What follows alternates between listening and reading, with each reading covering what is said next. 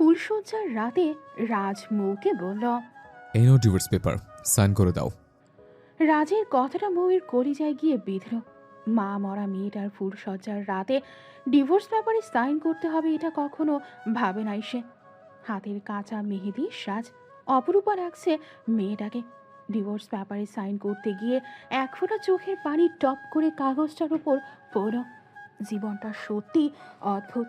4 ঘন্টা আগে যেমন একটি কাগজে সাইন করে নতুন সম্পর্কে আবদ্ধ হয়েছিল, আর এখন একটা সাইনে সে সম্পর্কটা প্রাণহীন হয়ে গেল। এদিকে সাইন করা কাগজটা হাতে নিয়েই রাজ বলল। সরি মৌ, আমার কিচ্ছু করার নেই। পরে যদি তুমি আমাকে ডিভোর্স না দাও, তাই ঝামেলা আগে মিটিয়ে নিলাম। আর হ্যাঁ, আমার সাইনটা বাকি রাখলাম। চুক্তি যখন শেষ হবে, আমার সাইনটা দিয়ে কাগজটা পরিপূর্ণ করব। মৌ কিছু না বলে মাথাটা নিচু করে আছে।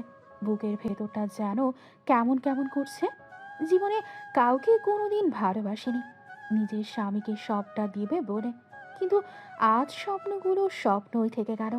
রাজ মৌয়ের পাশে থাকা বালিশটা নিয়ে যখনই খাট থেকে নামতে যাবে, তখনই খেয়াল করো বিছানায় রক্ত। রক্ত দেখে খানিকটা আঁচ করতে পারল সে বিষয়টা। মৌকে বসে থাকতে বলে বের হয়ে গেল। মৌ বিছানায় বসে বসে ভাবছে জীবন নামক বহতা নদীর কথা। এই নদীর শেষ কোথায়? রাজ ফার্মেসি থেকে পেট নিয়ে এসে রুমে ঢুকতে দেখে মৌ ঘুমাচ্ছে। জানালা দিয়ে চাঁদের জ্যোৎস্না এসে মৌয়ের চাঁদ মাখা মুখটাতে ভর করছে। মনে হচ্ছে অষ্টাদশী কোনো রাজকন্যা। রাজ মৌকে ডাক না দিয়ে বালিশটা নিয়ে সোফায় শুয়ে পড়ে। সোফায় শুয়ে শুয়ে থাকতে থাকতে রাজ সুমায়াকে ফোন দেয়। দুবার রিং হতেই সুমাইয়া ফোন ধরে বলে। হ্যাঁ, আমি ভালো। আর হ্যাঁ, তোমার কথা মতো মাকে খুশি করার জন্য বিয়ে করেছে। মেয়েটাও রাজি হয়েছে। আচ্ছা, 6 মাসের মাঝেই কিন্তু দেশে ফিরবে। আচ্ছা সুইট হার্ট, আমাকে ভুলে যেও না। এখন রাখছি, বাই। সকালবেলা পাখির কিচির মিচিরে রাজের ঘুম ভেঙে যায়। ঘুম থেকে যখনই উঠতে যাবে ঠিক তখনই কে যেন বারবার দরজায় নক করছে। রাজ তাড়াহুড়ো করে বালিশ আর চাদর বিছানায় রাখে। মৌয়ের দিকে তাকিয়ে দেখে মৌ এখনো ঘুমাচ্ছে। রাজ মৌকে ডাক না দিয়ে দরজা খুলতে দেখে ঋত্য চা নিয়ে দাঁড়িয়ে আছে। ঋত্য চা নিয়ে দেখে মৌ উঠে পড়েছে। মৌয়ের কাছে চাটা রেখে বলল।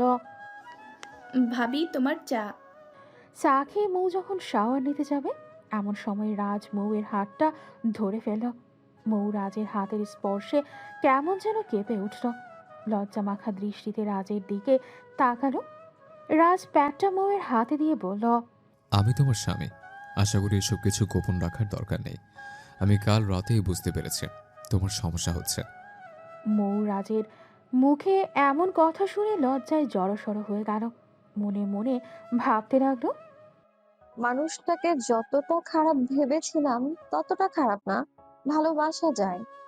মৌ শাওয়ার শেষ করে গোলাপি রঙের একটা শাড়ি পরে যখন রুম থেকে বের হবে, তখন পেছন থেকে রাজ ডেকে বলল। কি, সবাই কি তোমার মেধহীন পেট দেখাবে নাকি? নাকি তোমার নাভি দেখিয়ে আমাকে মুগ্ধ করতে চাইছো? এসব বাজে মেয়েরা করে। মৌ রাজের কথা শুনে কাঁদো কাঁদো ভাবে বলল। কি করব, আমি শাড়ি পরতে পারি না, একটু পরিয়ে দেবেন? কাছে আসো। শাড়ি পরাটাও পারো না? কি পারো? রাজ ধমক দিয়ে মৌকে শাড়ি পরানো শিখিয়ে দিল। দেখতে দেখতে 2 মাস হয়ে যায়। 2 মাসে মৌ রাজের পরিবারের একজন হয়ে যায়। পরিবারের প্রতিটা মানুষ মৌকে ভালোবাসে, শুধু রাজ ছাড়া। মৌ জানে রাজের হৃদয়ে শুধু সুমাইয়ার বসবাস, আর তাকে বিয়েটাও করেছে শুধু তার মায়ের জীবন বাঁচাতে। মৌ রাজকে যতই দেখে ততই বিমোহিত হয়, কারণ মৌ হয়তো আগে এমন কোনো পুরুষ দেখেনি। প্রায় 6 ফুটের কাছাকাছি লম্বা, নীল রঙের শার্ট পরে যে কোনো মেয়েই প্রথম দেখায় প্রেমে পড়ে যাবে। রাজের এক বান্ধবীর বিয়েতে রাজ মৌকে নিয়ে দাওয়াত খেতে যাবে বলে মৌকে রেডি হতে পারে। মৌ যখন রেডি হওয়ায় চলে যাবে, তখন রাজ মৌকে ডাক দিয়ে তার হাতে একটা প্যাকেট তুলে দেয়। মৌ খানিকটা অবাক হয়ে বলে, কি এটাতে? খুলে দেখো। মৌ খুলে দেখে যে একটা শাড়ি। মৌ শাড়ি দেখে যতটা না খুশি হয়েছে, তার চেয়ে বেশি মন খারাপ করেছে। মৌয়ের মন খারাপের কারণটা রাজ বুঝতে পেরেছে, কারণ রাজ জানে মৌ ঠিক মতো শাড়ি পরতে পারে না। তার উপর বিয়ে বাড়ি যাচ্ছে, তাই মৌকে বলল, কি হলো, শাড়ি পছন্দ হয়নি? হয়েছে। আমি পরতে পারি না শাড়ি। রাজ মজা করার জন্য বলল, তো কি পারেন খেতে? আপনার মা আপনাকে শাড়ি পরাও শেখায়নি? যেখানে ক্লাস 5-এর মেয়ে শাড়ি পরতে পারে। কি করব? আমার মাকে আমি দেখিনি। বাবার কাছে শুনেছি আমাকে জন্ম দেওয়ার সময় মা মারা গেছে। দুধটাও খেতে পারিনি। আর মা মরার জন্য বাবা ১ বছর আমার মুখটা পর্যন্ত দেখেনি। বাবা মাকে অনেক বেশি ভালোবাসতো। বাবার ধারণা ছিল আমার জন্যই মা মারা গেছে। রাজ স্পষ্ট দেখতে পেল মৌয়ের চোখের কোণে পানি। কি বলবে ভেবে পাচ্ছে না। আচ্ছা, তুমি শাওয়ার নিয়ে এসো, আমি তোমাকে শাড়ি পরিয়ে দেব। মৌ কিছু না বলে শাওয়ার নিতে চলে গেল। শাওয়ার নিয়ে টাওয়াল পরে যখনই রুমে আসছে, এসেই দেখে রুমে রাজ। দেখে থরথর করে কাঁপতে লাগলো। লজ্জায় মৌয়ের গাল মুখ লাল হয়ে যাচ্ছে। এভাবে কিছুক্ষণ দাঁড়িয়ে থেকে মৌ বলল, আপনি রুমের বাইরে যান, আমি শাড়ি পরে আসছি। মৌ রাজকে জোর করে বাহিরে বের করে দিয়ে কোনো রকম শাড়ি পরল। রাজ রুমে এসেই দেখে লুঙ্গির মতো শাড়ি পরেছে মৌ। সে হাসবে না কাঁদবে ভেবে পাচ্ছে না। মৌকে ডাক দিয়ে বলল, কাছে এসো। আর এভাবে শাড়ি পরে? আসবো না, আপনি পচা। তখন বসে থেকে সব দেখে নিয়েছেন। আপনি এত নুচু কেন? ধ্যাত, মেয়ে মানুষের এই একটা সমস্যা, উপকার করতে গেলেই ভাবি লুচ্চামি করছে। আর তুমি যেভাবে শাড়ি পরছো না, ছেলেরা এর চেয়ে ভালো লুঙ্গি পরে। এখন কাছে এসো। মৌ অনিচ্ছা সত্ত্বেও রাজের কাছে আসে। রাজ এক টান দিয়ে শাড়িটা খুলে ফেলে সুন্দর করে কুচি দিয়ে সুন্দর করে পরিয়ে দেয়। রাজ শাড়ি পরিয়ে দিয়ে মৌয়ের দিকে তাকিয়ে দেখে মুখটা সূর্যের মতো লাল আকার ধারণ করেছে। চোখ দুটি বন্ধ, আর মুখ দিয়ে বিড়বিড় করে আল্লাহ আল্লাহ করছে। রাজ আজকে বুঝতে পারল সত্যিই লজ্জা নারীদের ভূষণ। লজ্জা পেলে মেয়েদের এত সুন্দর লাগে তার ধারণাতীত ছিল বিষয়টা। রাজ মৌয়ের গায়ে টাচ করতেই মৌ চমকে ওঠে। এই কি হলো, ভয় পেলে নাকি? তোমার শাড়ি পরা শেষ। যদি ময়দা মাখতে হয় তাহলে আরেকটু লেট করতে পারো। মৌ রাজকে কিছু না বলে ড্রেসিং টেবিলের সামনে চলে গেল। আয়নার সামনে বসে কাজলের কৌটাটা থেকে এক বিন্দু কাজল নিয়ে চোখের ভ্রুতে লাগিয়ে নিল। কপালের ঠিক মাঝখানটায় কালো রঙের একটা ছোট্ট টিপ বসিয়ে বের হয়ে গেল রুম থেকে। রাজ মৌয়ের থেকে চোখ ফেরাতে পারছে না, কিন্তু না, মৌয়ের দিকে নজর দেওয়া যাবে না। আমার যা ভালোবাসা সব আমার প্রিয়তমা সুমায়ার জন্য। রাজ গাড়িতে বসে সুমায়ার সাথে কথা বলছে। মৌ পাশেই বসে আছে। মৌ জানে রাজ তার না, সে নির্দিষ্ট কয়েকটি দিনের জন্য চুক্তিবদ্ধ। বলতে গেলে রক্ষিতা। ঠিক রক্ষিতা বলা চলে না, কারণ ৩ বার কবুল বলে আল্লাহকে সাক্ষী রেখে বিয়েটা করেছে। সুমায়ের সাথে রাজের রোমান্টিক কথাগুলো মৌ হৃদয়ে এসে আঘাত করছে। সমুদ্রের ঢেউ যেমন তীরে এসে আঘাত করে, ঠিক তেমনই রাজকে যখন সুমায়া ফোনেই কিসি করে তখনই মৌয়ের চোখের কার্নিশ বেয়ে চুপ করে এক ফোঁটা অশ্রু গড়িয়ে পড়ে। সদ্য কাজল দেওয়া চোখটা আষাঢ়ের সময় যেমন নদী টইটুম্ব থাকে তেমনই হয়ে আছে। দেখতে দেখতে বিয়ে বাড়িতে এসে পড়ে। বিয়ে বাড়িতে একটা ছেলে মৌকে দেখেই বলে ওঠে, ইস মালটা সেই। ছেলেটার কথা শুনে রাজের মাথায় রক্ত উঠে যায়। বিয়ে বাড়ির সবার সামনে ছেলেটার গালে চড় বসিয়ে দিয়ে বলে, এটা আমার স্ত্রী, কোনো বাজারের পণ্য নয়। ভবিষ্যতে কথা বলার আগে ভেবে বলবে। আর এখানে প্রতিটা মেয়েই কারো না কারো মা, বোন নয়তো স্ত্রী। তোর ঘরে যেমন মা বোন আছে, তেমনি সবার ঘরে আছে। ভবিষ্যতে কোনো মেয়েকে মাল বলার আগে নিজের মা বোনের চেহারাটা মনে করবে, দেখবি মুখ দিয়ে আর মাল কথাটা আসবে না। রাজ মৌকে নিয়ে সোজা বাসায় এসে পড়ে। মৌ আজ অনেক খুশি, কারণ রাজ তাকে স্ত্রী বলে সবার কাছে পরিচয় দিয়েছে। রাত্রেবেলা যখন রাজ বালিশ দিয়ে সোফাতে যাবে এমন সময় মৌ রাজের হাতটা ধরে ফেলে। হাত ধরলে কেন? আজ সোফাতে না গেলে চলে না? মানে আমরা তো স্বামী স্ত্রী। তোমার প্রতি আমার তো একটা অধিকার আছে। আমরা স্বামী স্ত্রী, তবে বাইরের লোকদের কাছে, কিন্তু ঘরের ভেতরে না। তুমি হয়তো যুক্তির কথা ভুলে যাচ্ছ। আমি বিয়েটা করেছি শুধুমাত্র মাকে খুশি করার জন্য, আর সোমের বিদেশ থেকে আসতে দেরি হবে বলে। মাকে এই অবস্থায় সোমের কথা বললে কখনোই মেনে নিত না। আর তুমি তো টাকা নিয়েছ, তুমি এটাও বলতে পারবে না আমি তোমাকে ঠকাচ্ছি, কারণ তুমি নিজে ইচ্ছায় রাজি হয়েছ সব শর্ত মানতে। মৌ আর কিছু বলতে পারে না। ভালোবাসা থেকে বঞ্চিত হতে হয়। বাবা নিজের মেয়েকে সন্তান বলে পরিচয় দেয় না, আর স্বামী পেয়েছে তাও কন্ট্রাকে। এমন ভেবে ঘুমিয়ে যায়। ফজরের নামাজের আজান শুনে মৌয়ের ঘুম ভেঙে যায়। মৌ রাজের কাছে গিয়ে দেখে রাজ ঘুমাচ্ছে। রাজের ঘুমন্ত চেহারাটা মৌয়ের কাছে খুব মায়াবী লাগছে। ছেলেদের চেহারা যে মায়াবী হয় তার জানা ছিল না। মৌ রাজের পাশে বসে মাথায় হাত বোলাতে বোলাতে রাজের কপালের ঠিক মাঝখানটা একটা ভালোবাসার স্পর্শ এঁকে দেয়। রাজ জেগে ওঠে। তুমি এখানে? আজান দিয়েছে, নামাজ পড়বে না? রাজ বউয়ের গাড়ি ঠাস করে চর বসিয়ে দিয়ে বলে, তোকে কতদিন বলছে আমাকে রাতে নামাজের জন্য ডাকবি না, অথচ আমার ঘুমটা নষ্ট করতে আসিস। সকালে আমার অফিস আছে, যা তোর মন চায় তুই গিয়ে পড়। মৌ কোনো শব্দ না করে উঁচু করতে চলে যায়। মৌ যখন নামাজ পড়ে মোনাজাতে, তখন রাজের মনে হয় কাজটা কি সে ঠিক করলো। রাজের কেন জানি ভীষণ খারাপ লাগছে। তাই সে ঘুম থেকে উঠে যখনই ব্যালকনিতে গিয়ে দাঁড়াবে, এমন সময় পাশের রুম থেকে কারো চাপা কান্নার আওয়াজ পেল। রাজ রুমে উঁকি দিতেই দেখে মৌ নামাজের মোনাজাতে কাঁদছে, বলছে, হে পরওয়ারদিগার, আমার স্বামীকে তুমি হেদায়েত করো। আমি যে ওর সাথে জান্নাতে থাকতে চাই। তুমি হেদায়েত না দিলে কে হেদায়েত দিবে? ও আল্লাহ, নামাজের কথা বলেছি বলে আমাকে চড় মেরেছে। তুমি কিছু মনে করো না, আমাকেই তো মেরেছে। স্বামী তো স্ত্রীকে মারতেই পারে, এতে করে তুমি মন খারাপ করো না। আমার স্বামীকে তুমি কবুল ও মঞ্জুর করে নাও। আমি তাকে নিয়ে জান্নাতে থাকতে চাই। ও আল্লাহ, জন্মের সাথে সাথে মাকে নিয়ে নিয়েছো। তোমার কাছে কোনো অভিযোগ করিনি আমি। বাবার ভালোবাসা থেকেও বঞ্চিত করেছো, তবুও তোমার কাছে অভিযোগ করিনি। তুমি আমার স্বামীকে হেদায়েত দান করো, তার সাথে যেন জীবনের বাকি দিনগুলো কাটাতে পারি, তার পায়ের নিচেই যেন থাকতে পারি। মোনাজাত শেষ করার আগেই রাজ রুমে এসে শুয়ে পড়ল। মৌ যখন নামাজ শেষ করে রুমে ঢুকলো, এমন সময় রাজ স্পষ্ট খেয়াল করলো ভোর রাতে তার থাপ্পড়ের দাগ গালে ভেসে আছে। 5টা আঙুল স্পষ্ট বোঝা যাচ্ছে। মৌ আর শাড়ি পরেছে, শাড়ি পরতে পারে না তাও। আজ লম্বা ঘোমটা টেনে চরের দাগটা আড়াল করে রেখেছে। রাত সকালে ব্রেকফাস্ট করে অফিসে চলে যায়। অফিসের কাজ করছে, এমন সময় মৌয়ের ফোন। কিছু বলবে? খেয়েছো তুমি? না, খাবো। আচ্ছা, খেয়ে নাও। আর আমার আজ টাকা লাগবে 1 লাখ। এত টাকা দিয়ে কি করবে? আমি তো চুক্তির টাকাটাই চাচ্ছি। ও আচ্ছা, লকারের চাবি বেছে নেয়, ওখান থেকে চাবি নিয়ে আলমারি থেকে 1 লাখ নেবে। আচ্ছা। টাকার জন্য মেয়েরা কি না করতে পারে। রাতে যতটুকু ভালো মনে করেছিলাম, দুপুরে তার পরিচয় দিয়েও কতটা ভালো। সত্যি মেয়েরা ক্ষণে ক্ষণে রং পাল্টায়। লাঞ্চের সময় রাজ ক্যান্টিনে যখন সকল কর্মচারীদের সাথে খেতে যায়, ঠিক তখনই পকেটে থাকা ফোনটা বেজে ওঠে। রাজ ফোনটা বের করে দেখে আননোন নাম্বার।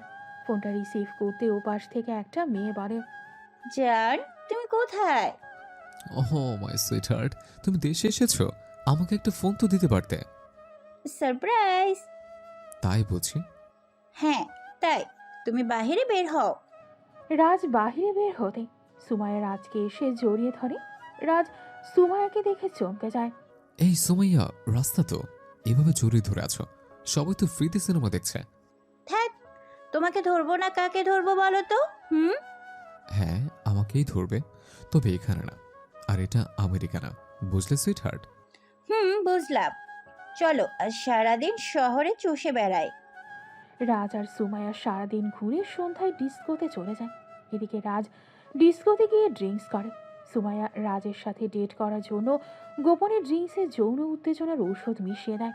রাজ আর সুমাইয়া দুজন যখন একটা রুমের ভেতর সুমাইয়া রাজকে জড়িয়ে ধরে, হঠাৎ সুমাইয়ার ফোনটা ক্রিং ক্রিং করে বাজতে লাগে। ফোনটা ধরতেও ওপাশ থেকে কে যেন বলল, ম্যাডাম, আঙ্কেল স্ট্রোক করেছে, আপনি হসপিটালে আসেন। সুমাইয়া ফোনটা পিক করে রাজকে নিয়ে হোটেল থেকে বের হয়ে পড়ে। রাজকে বাসায় যেতে বলে সুমাইয়া গাড়ি করে হসপিটাল চলে যায়। এদিকে বাসায় আসতে আসতেই রাজের মাথাটা কেমন ঘুরতে লাগলো। বাসায় এসেই দরজা নক করতেই মৌ দরজা করে দেয়। মৌ দরজা খুলে দিয়েই বলে, কি ব্যাপার, তুমি তো এত রাত করো না, আজ এত দেরি করলে কেন? রাজ দরজাটা লাগিয়ে দিয়ে বলল, পার্টিতে গিয়েছিলাম, অফিসের বাইরে এসেছিল। না, আমি খেয়ে এসেছি। আচ্ছা ঠিক আছে, তাহলে শুয়ে পড়ো। রাজ যখন শুয়ে পড়বে, এমন সময় মৌ গিয়ে চুল আঁচড়াতে লাগলো। বউ এমনিতেই শাড়ি ঠিক রাখতে পারে না, আর কেন জানি শাড়িটা শরীরের স্পর্শকাতর জায়গা থেকে সরে যায়। এদিকে রাজের শরীরটা কেমন যেন লাগছে, বউকে খুব কাছে পেতে ইচ্ছে করছে। রাজ এবার আর সহ্য করতে পারল না, বউকে পেছন থেকে গিয়ে জড়িয়ে ধরল। এ কি হচ্ছে রাজ? রাজ কিছু না বলে বউকে নিয়ে বিছানায় শুইয়ে দেয়। বউ অনেকটা ঘাবড়ে যায়। কি হচ্ছে রাজ, কি করছো তুমি? তুমি পাগল হলে? আমি তো তোমাকে দেখি পাগল হয়েছি প্রিয়তমা, তুমি আমার স্ত্রী। তো তুমি তো বলেছিলে। মৌয়ের কথা শেষ করার আগেই রাজ মৌয়ের ঠোঁট দুটি বন্ধ করে দেয়। তারপর দুজন ভালোবাসার সাগরে হারিয়ে যায়। পরের দিন সকালে মৌ ঘুম থেকে উঠে শাওয়ার নিয়ে এসে দেখে রাজ দাঁড়িয়ে আছে। কিছু বলবে? মো, কাল রাতের জন্য সরি। আমি ইচ্ছাকৃত এই কাজটা করিনি। ড্রিঙ্কস করেছিলাম, তাই করেছি। ক্ষমা করে দাও আমায়। আর এই নাও পিল, খেলে কনসিভ হওয়ার চান্স থাকবে না। এই নাও পানি। মৌ কিছু বলতে পারছে না, দু চোখ বেয়ে পানি গড়িয়ে পড়ছে। কি হলো, তুমি কাঁদছো কেন? সরি বলেছি তো। হা করো, আমি খাইয়ে দিচ্ছি। মৌ অনিচ্ছা সত্ত্বেও হা করল। রাজ মৌয়ের মুখে একটু পানি দিয়ে কয়েকটা পিল মৌয়ের মুখে তুলে দিল। মৌয়ের কাছে মনে হচ্ছে যত্ন করে তার মুখে কেউ বিষ তুলে দিচ্ছে। এতটা কষ্ট লাগছে, মনে হচ্ছে কেউ বিষ খাইয়ে দিলেও এতটা কষ্ট লাগবে না। রাজ মৌকে পিল খাইয়ে দিয়েই হাফ ছেড়ে বাঁচে। যাক, বাঁচা গেল। নিজের ভুলের জন্য কি বোকামিটাই না করছিলাম।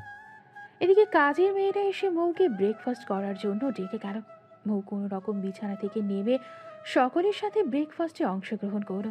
মৌয়ের পেটে কিছুই যাচ্ছে না, এটা রাজের মা মিসেস হাফসা খেয়াল করলো। কিরে মা, তুমি তো কিছুই খাচ্ছ না। কই না তো, খাচ্ছি তো মা। তা তো দেখতেই পাচ্ছি। আর এই যে বাবা রাজ, আমি আর কতদিন বাঁচি?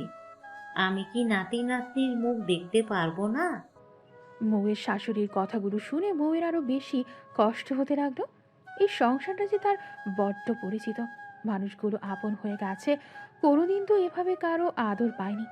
কিন্তু তাদের কোনো আশাই সে পূর্ণ করতে পারবে না। রাজ বাসা থেকে বের হয়েই সুমায়াকে ফোন দিল। দুবার রিং হতেই সুমায়া ফোনটা ধরে বলল, হ্যালো জান, তুমি কোথায়? এই তো অফিস যাচ্ছে। ও আচ্ছা, শোনো বাবা অসুস্থ, তুমি কি বাসায় আসবে? ও নো, তুমি আগে বলবে না? কি হয়েছে বাবার, বলো। আরে স্ট্রোক করেছিল, এখন অনেকটা সুস্থ। আচ্ছা, তুমি থাকো, আমি আসছি। রাজ তাড়াহুড়ো করে সুমায়াদের বাসায় চলে যায়। সুমায়া রাজকে নিয়ে সোজা উপরে চলে যায়। সুমায়াকে আজ অনেক সুন্দর লাগছে। সুমায়া রাজের দিকে অপলক দৃষ্টিতে তাকিয়ে আছে, কেউ কোনো কথা বলছে না। এভাবে কিছুক্ষণ নীরব থেকে সুমায়া রাজকে বলে, কি হলো, এমন করে তাকিয়ে কি দেখো? আমার রাজকুমারীকে দেখে। দেখার কি আছে, আগে দেখোনি? দেখেছি, তবে তোমাকে যতই দেখি ততই মুগ্ধ হই। জানি না তুমি কোন মায়ে ফেলেছ আমায়। পূর্ণিমার চাঁদের চেয়েও তুমি আমার হৃদয়ের আকাশে দীপ্তিমান। তাই বুঝি? এই বলে সুমায়া রাজকে জড়িয়ে ধরে। রাজও সুমায়াকে জড়িয়ে ধরে। সুমায়ার নিঃশ্বাস ভারী হয়ে আসে। সুমায়ার সারা শরীর দিয়ে আগুন বের হচ্ছে। সুমায়া রাজের ঠোঁটের সাথে নিজের ঠোঁট চেপে ধরে। সুমায়া রাজকে নিয়ে অন্য দুনিয়ায় হারিয়ে যেতে চাচ্ছে। যে কাজটা রাজের করার কথা সেটা করছে সুমায়া, কিন্তু কি হচ্ছে রাজ কিছু বুঝতে পারছে না। বিয়ের আগে এসব ঠিক না, এটা রাজ খুব করে বুঝতে পারছে। তাই সুমায়াকে ধাক্কা দিয়ে সরিয়ে দেয়। সুমায়া খানিকটা অভিমানী সুরে বলল, কি হয়েছে জান, তুমি ধাক্কা দিয়ে সরিয়ে দিলে কেন?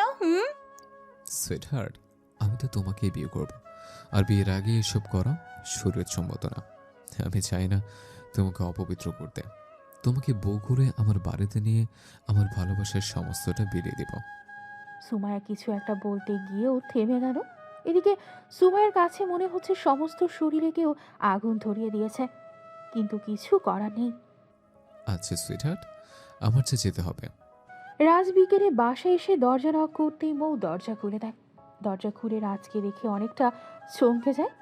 রাজ এর সময়ে রুমে আসতে আসতে মৌ রাজকে বলল, আজকে কি আপনার শরীর খারাপ লাগছে? এত তাড়াতাড়ি বাসায় এসে পড়লেন যে? না, ভালো লাগছিল না, তাই এসে পড়লাম।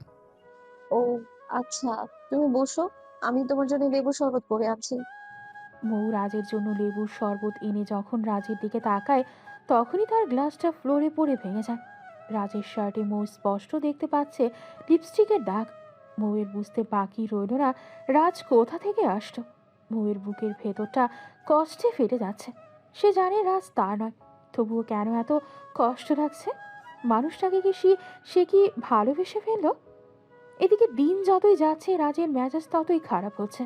ঠিক মতো বাসায় ফেরে না, রাত করে ফেরে। রাজের মা মিসেস হাফসা কিছু জিজ্ঞেস করে মৌ বলে অফিসের কাজ নিয়ে ব্যস্ত থাকে। রাত প্রায় একটা, এখনো রাজ আসছে না। বারবার ফোন করছে মৌ। বেশ কিছুক্ষণ পর রাজ বাড়িতে আসে। মৌ দৌড়ে গিয়ে দরজা খুলে দেয়। দরজা খুলতেই দেখে রাজ দাঁড়িয়ে আছে। মৌ দরজা লাগিয়ে দিয়েই রাজকে নিয়ে তাদের রুমে এসে পড়ে। এই অবস্থায় রাজের মা রাজকে দেখলে খুব কষ্ট পাবেন। রাজ মৌকে জড়িয়ে ধরে খাটে শুইয়ে দেয়। রাজের মুখ থেকে ড্রিঙ্কসের গন্ধ আসে। মৌয়ের বুঝতে বাকি থাকে না রাজ নেশা করে এসেছে।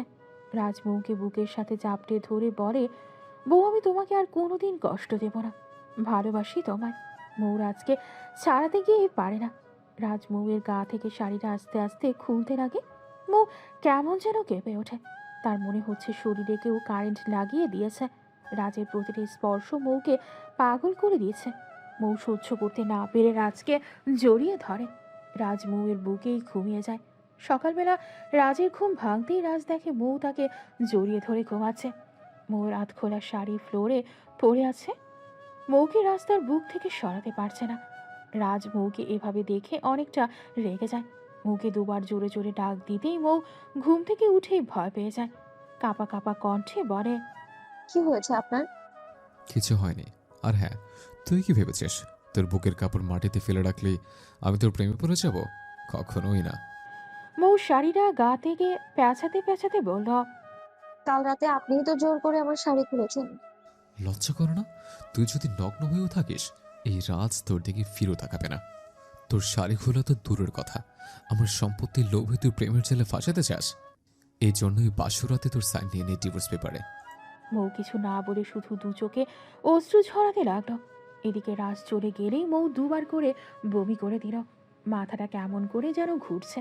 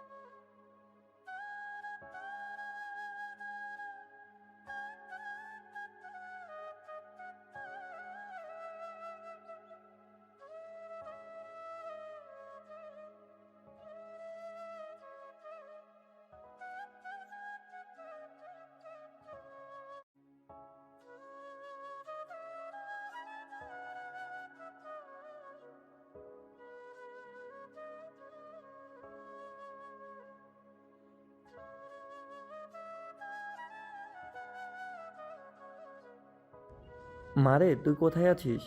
মা একটু তাড়াতাড়ি বাসায় আয়। সুমাইয়া ফোন কেটে দিয়ে বলল। জান, এখন আসি। সুমাইয়া চলে গেলে রাজের দৃষ্টি পড়ল মৌয়ের ওপর। মৌয়ের ফর্সা গালটা লাল হয়ে আছে, গালের ভেতর বোঝা যাচ্ছে 5 আঙুলের ছাপ। রাজ কি করবে বুঝতে পারছে না। মেয়েটার দিকে তাকিয়ে সত্যি মায়া লাগছে, মুখটা মায়াবী লাগছে, নাকি এখনো রক্ত জমাট বেঁধে আছে। না, এভাবে থাকলে যদি মেয়েটা মারা যায়। জানি না মেয়েটা কেন যেন সন্তান কনসিভ করলো। বাচ্চাটা কি নিয়ে আমাকে ফাঁসাতে চাইছে। না, আপাতত দেখি জ্ঞান ফেরাতে পারি কিনা। রাজ পানি নিয়ে এসে মৌয়ের মুখে ছিটিয়ে দিতেই মৌ মিটিমিটি করে তাকালো। মৌয়ের চোখ খুলেই প্রথমে রাজের মুখটা দেখতে পেল। মৌ বুঝতে পারে তার মাথাটা রাজের উরুতে। খুব লজ্জা লাগছে মৌয়ের। সারাদিনের নির্যাতন, রাজের থাপ্পড় যেন রাজের মুখের দিকে তাকাতেই সব ভুলে যায় মৌ। মৌয়ের হাতটা রাজ ধরতেই চমকে যায়, হাত একদম হিম শীতল হয়ে যাচ্ছে। হঠাৎ মনে পড়লো ছোটবেলায় শুনেছে মানুষ মরে যাওয়ার আগে নাকি শরীর একদম বরফের মতো ঠান্ডা হয়ে যায়। এদিকে মৌয়ের হাত পা তো বরফের মতো হয়ে যাচ্ছে। মৌ যদি সত্যি মরে যায় তাহলে কেমন হবে? না, এ হতে দেওয়া যাবে না। এদিকে মৌয়ের শরীরে কাঁপুনি দিয়ে জ্বর আসছে। রাজ রান্নাঘর থেকে সরিষার তেল এনে মৌয়ের হাতে পায়ে লাগাচ্ছে। তারপরও মৌয়ের শরীর গরম হচ্ছে না, কাঁপুনি যেন বেড়েই চলছে। মৌ জ্বরে আর তাকাতে পারছে না। মনে হচ্ছে দিনে জ্বর আর রক্ত যাওয়ার জন্য জ্বর এসে পড়েছে। রাজ মৌয়ের ওপর কম্বল জড়িয়ে দিয়ে হাত পায়ে তেল মালিশ করতে লাগলো, কিন্তু শরীর গরম হওয়ার কোনো নাম নেই। এদিকে হসপিটালে নিতে গেলেও 3 ঘন্টার মতো লাগবে। রাতও অনেক হয়ে গেছে। হঠাৎ মনে পড়লো পুরুষের স্পর্শে মেয়েদের শরীর গরম হয়। রাত কোনো কিছু চিন্তা না করেই কম্বলের ভেতর ঢুকে গেল। মৌয়ের শরীরটা কাঁপছে। রাজ বউকে শক্ত করে জড়িয়ে ধরল, তারপরও মৌয়ের কাঁপুনি কমছে না। রাজ এবার মৌয়ের উর্বর ঠোঁটে তার ঠোঁটখানা মিলিয়ে হারিয়ে গেল অন্য ভুবনে। মৌ কিছু বুঝতে পারছে না কি হচ্ছে তার সাথে। এদিকে এভাবে কিছুক্ষণ থাকার পর মৌয়ের শরীরটা অনেকটা গরম হয়ে যায়। রাজ এবার মৌকে ছাড়তে চেয়েও ছাড়তে পারছে না। কোনো এক অজানা মায়ায় যেন আটকে যাচ্ছে। মৌ ঘুমের ঘরে রাজকে শক্ত করে বুকে জড়িয়ে ধরল। রাজও রেসপন্স করল। রাজের কাছে কেমন যেন লাগছে, নিজেকে মাতার মাতার লাগছে। চোখে রাজ্যের ঘুম নেমে এসেছে। সকালবেলা মৌয়ের ঘুম ভাঙতেই দেখে কোনো এক প্রাচীর এসে আবদ্ধ। যে প্রাচীর এসে সারা জীবন থাকতেছে। প্রাচীরটা আর কোনো কিছুই না, রাজের বুক। মৌ তার সকল কষ্ট ভুলে গেছে। দিনে রাজ আর সুমায়া কি বলল তার মনে নেই। মনে হচ্ছে রাজের বুকটা তার নিরাপদ আশ্রয়স্থল।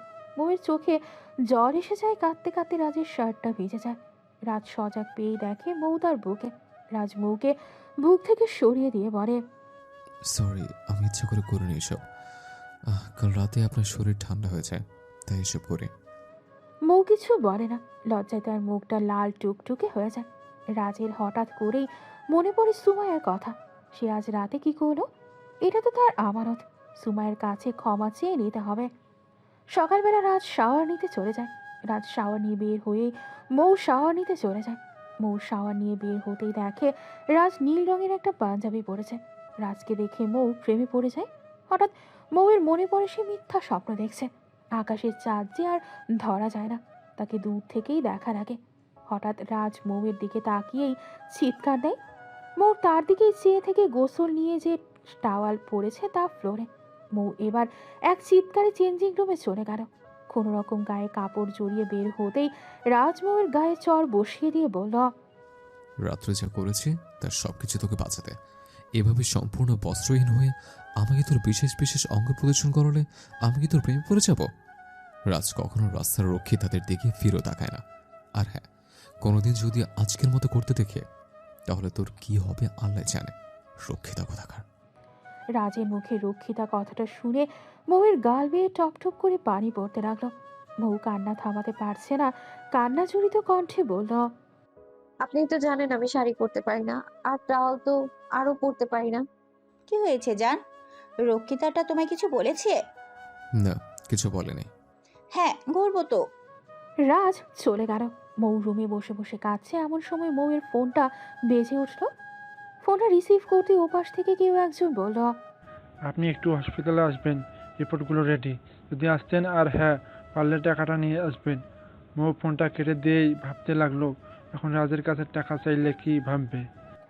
এদিকে রাজ আর সুমাইয়া রেস্টুরেন্টে চলে যায়।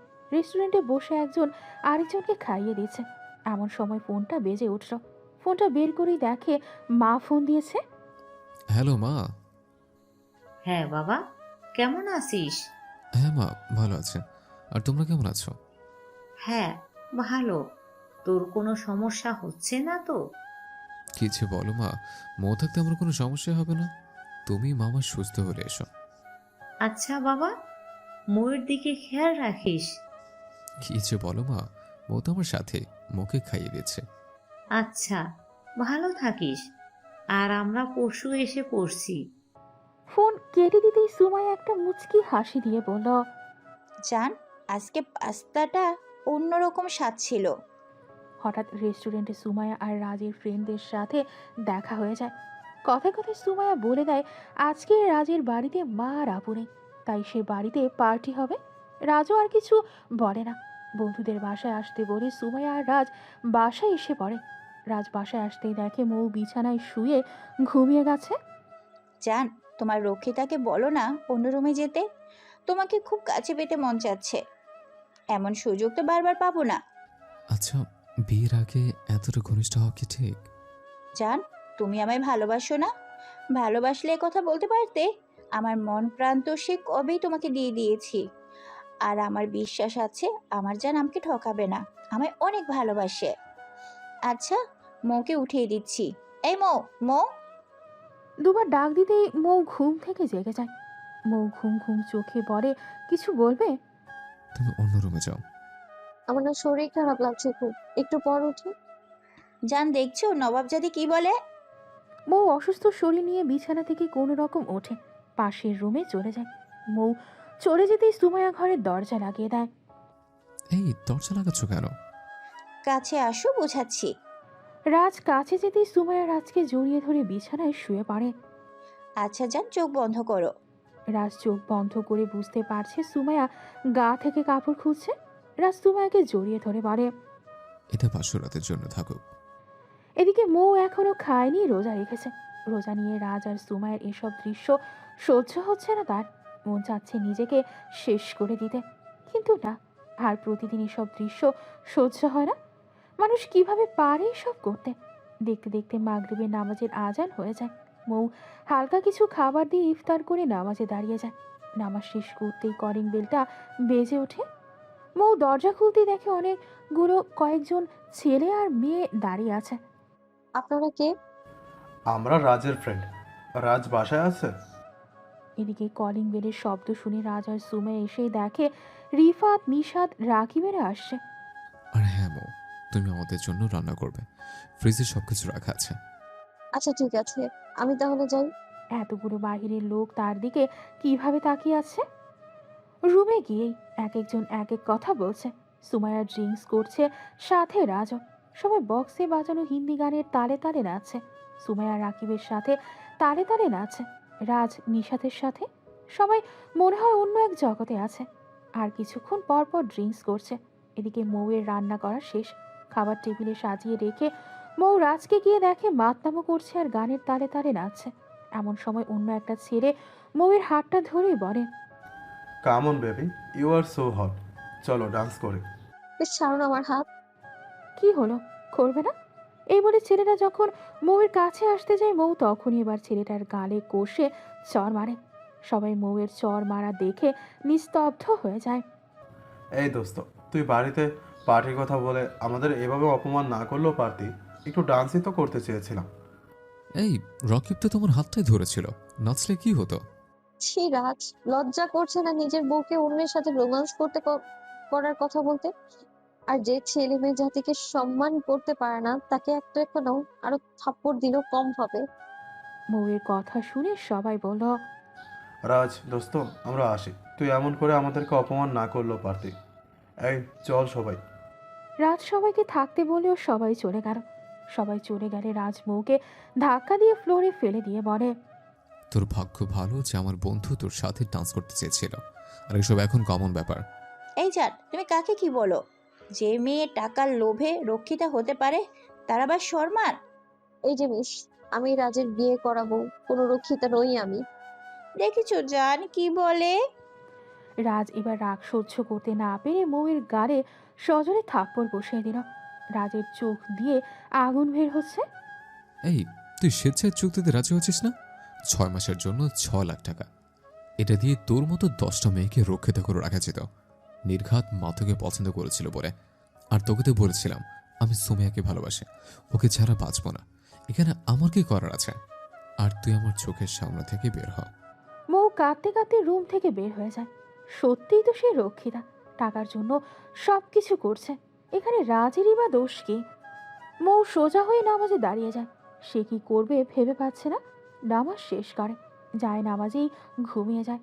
সকালে ঘুম থেকে উঠে যখন রাজকে ডাকতে যাবে, এমন সময় জানালা দিয়ে দেখে সুমাইয়া রাজের বুকের উপর শুয়ে শুয়ে বলছে, জান তুমি রক্ষিতা রাখো আর যাই রাখো, মৌয়ের গর্ভে সন্তানটাকে নষ্ট করতে হবে, তা না হলে পরে তোমার সম্পত্তিতে ভাগ বসাবে। তাই তো, এটা তো ভাবিনি। আচ্ছা, কিভাবে নষ্ট করা যায়? শোনো, মেয়েরা গর্ভবতী থাকলে তার তলপেটে যদি লাথি দাও তাহলে মরে যায়, এতে অনেকটা রিস্ক। বাদ দাও, কাল আমি মেডিসিন নিয়ে আসবো, তুমি যেভাবেই হোক বাচ্চাটা নষ্ট করো। মৌ এসব শুনে নিজেকে ঠিক রাখতে পারছে না। যদি গর্ভের সন্তানের কিছু হয়ে যায় তাহলে সে বাঁচবে কিভাবে? মৌ পাশের রুমে গিয়ে ভাবছে আজ তো টাকারও দরকার। এমন সময় রাজকে টাকার কথা কিভাবে বলি? হঠাৎ ফোনটা বেজে উঠল। মৌ ফোনটা ধরতে ওপাশ থেকে কেউ একজন বলল, আপনি কখন আসবেন? আর এদিকে অবস্থা বেশি ভালো না, বিকেলে টাকা নিয়ে আসবেন। সুমাইয়া রাজকে খাইয়ে দিচ্ছে, রাজ সুমাইয়াকে খাইয়ে দিচ্ছে। মৌ অসহায় দৃষ্টিতে দুজনের দিকে তাকিয়ে আছে। এই তুই আমাদের দিকে এভাবে তাকিয়ে আছিস কেন? সুইটহার্ট, বাদ দাও। টাকার জন্য যেসব মেয়েরা নিজের দেহ বিক্রি করতে পারে তাকে এসব শুনে লাভ নেই। মৌ আর সেখানে দাঁড়িয়ে থাকতে পারে না। রাজের কথা মনে হচ্ছে কলিজাটা ফুল হয়ে এফোর ওফোর হয়ে গেছে। মনে মনে আল্লাহকে বলতে ইচ্ছে করছে, ও আল্লাহ, কেন এতিম করে পাঠালে? এসব ভাবতে ভাবতে চোখের পানিতে বুক ভেসে যায়। চোখের পানি মনে হচ্ছে কোনো দিন শেষ হবে না। রাজার সুমাইয়া খাওয়া শেষ করে যখন রুমে চলে গেল, মৌ না খেয়েই রাজকে ডেকে নিয়ে বলল, রাজ, আমার চুক্তি থেকে 50,000 টাকা দাও। আবারও টাকা দিয়ে কি করবে? আমার টাকাটা খুব দরকার। আচ্ছা, আর মনে রেখো আমি যখনই বলবো তখনই চলে যাবে। আচ্ছা, তুমি দাঁড়াও, আমি টাকা এনে দিচ্ছি। রাজ লকার থেকে টাকা এনে মৌয়ের হাতে দিল। মৌ টাকাটা নিজের কাছে রেখে দিয়ে ফোনে কারোর সাথে যেন কথা বলছে। এমন সময় সুমাইয়া আর রাইসা দুজনেই চলে গেল। পরের দিন সকালে ঘুম ভাঙতেই টের পেলে মৌ কারো বুকে। ঘুম ঝরানো আঁখি জোড়া টিপ টিপ করে খুলতেই চমকে গেল মৌ। রাজ খুব সুন্দর করে তাকে জড়িয়ে রেখেছে। রাজ তাকে বুকে নিবে সেটা কল্পনাও করতে পারে নাই। রাজ মৌকে শক্ত করে জড়িয়ে ধরে ঘুমাচ্ছে। মৌ রাজের বুকে অন্যরকম শান্তির ছায়া খুঁজে পাচ্ছে। মৌয়ের চোখ জোড়া আবার লেগে আসছে। কখন যে আবার গভীর ঘুমে হারিয়ে যায় সে খেয়াল নেই। হঠাৎ কলিং বেলটা বেজে উঠল। মৌ চোখের পানি মুছে দরজা খুলে দিতেই দেখলো রিত্য আর রাজের মা দাঁড়িয়ে আছে। মৌ রাজের মাকে জড়িয়ে ধরে খেতে দিল। কি হলো মা, কাঁদছিস কেন? মা, আপনাকে অনেক মিস করছি। আমার তো মা নেই তাই। ধুর পাগলি, কে বলেছে তোর মা নেই? আমি কি মরে গেছি? আমার কাছে রিত্য যেমন, তুইও সেরকম।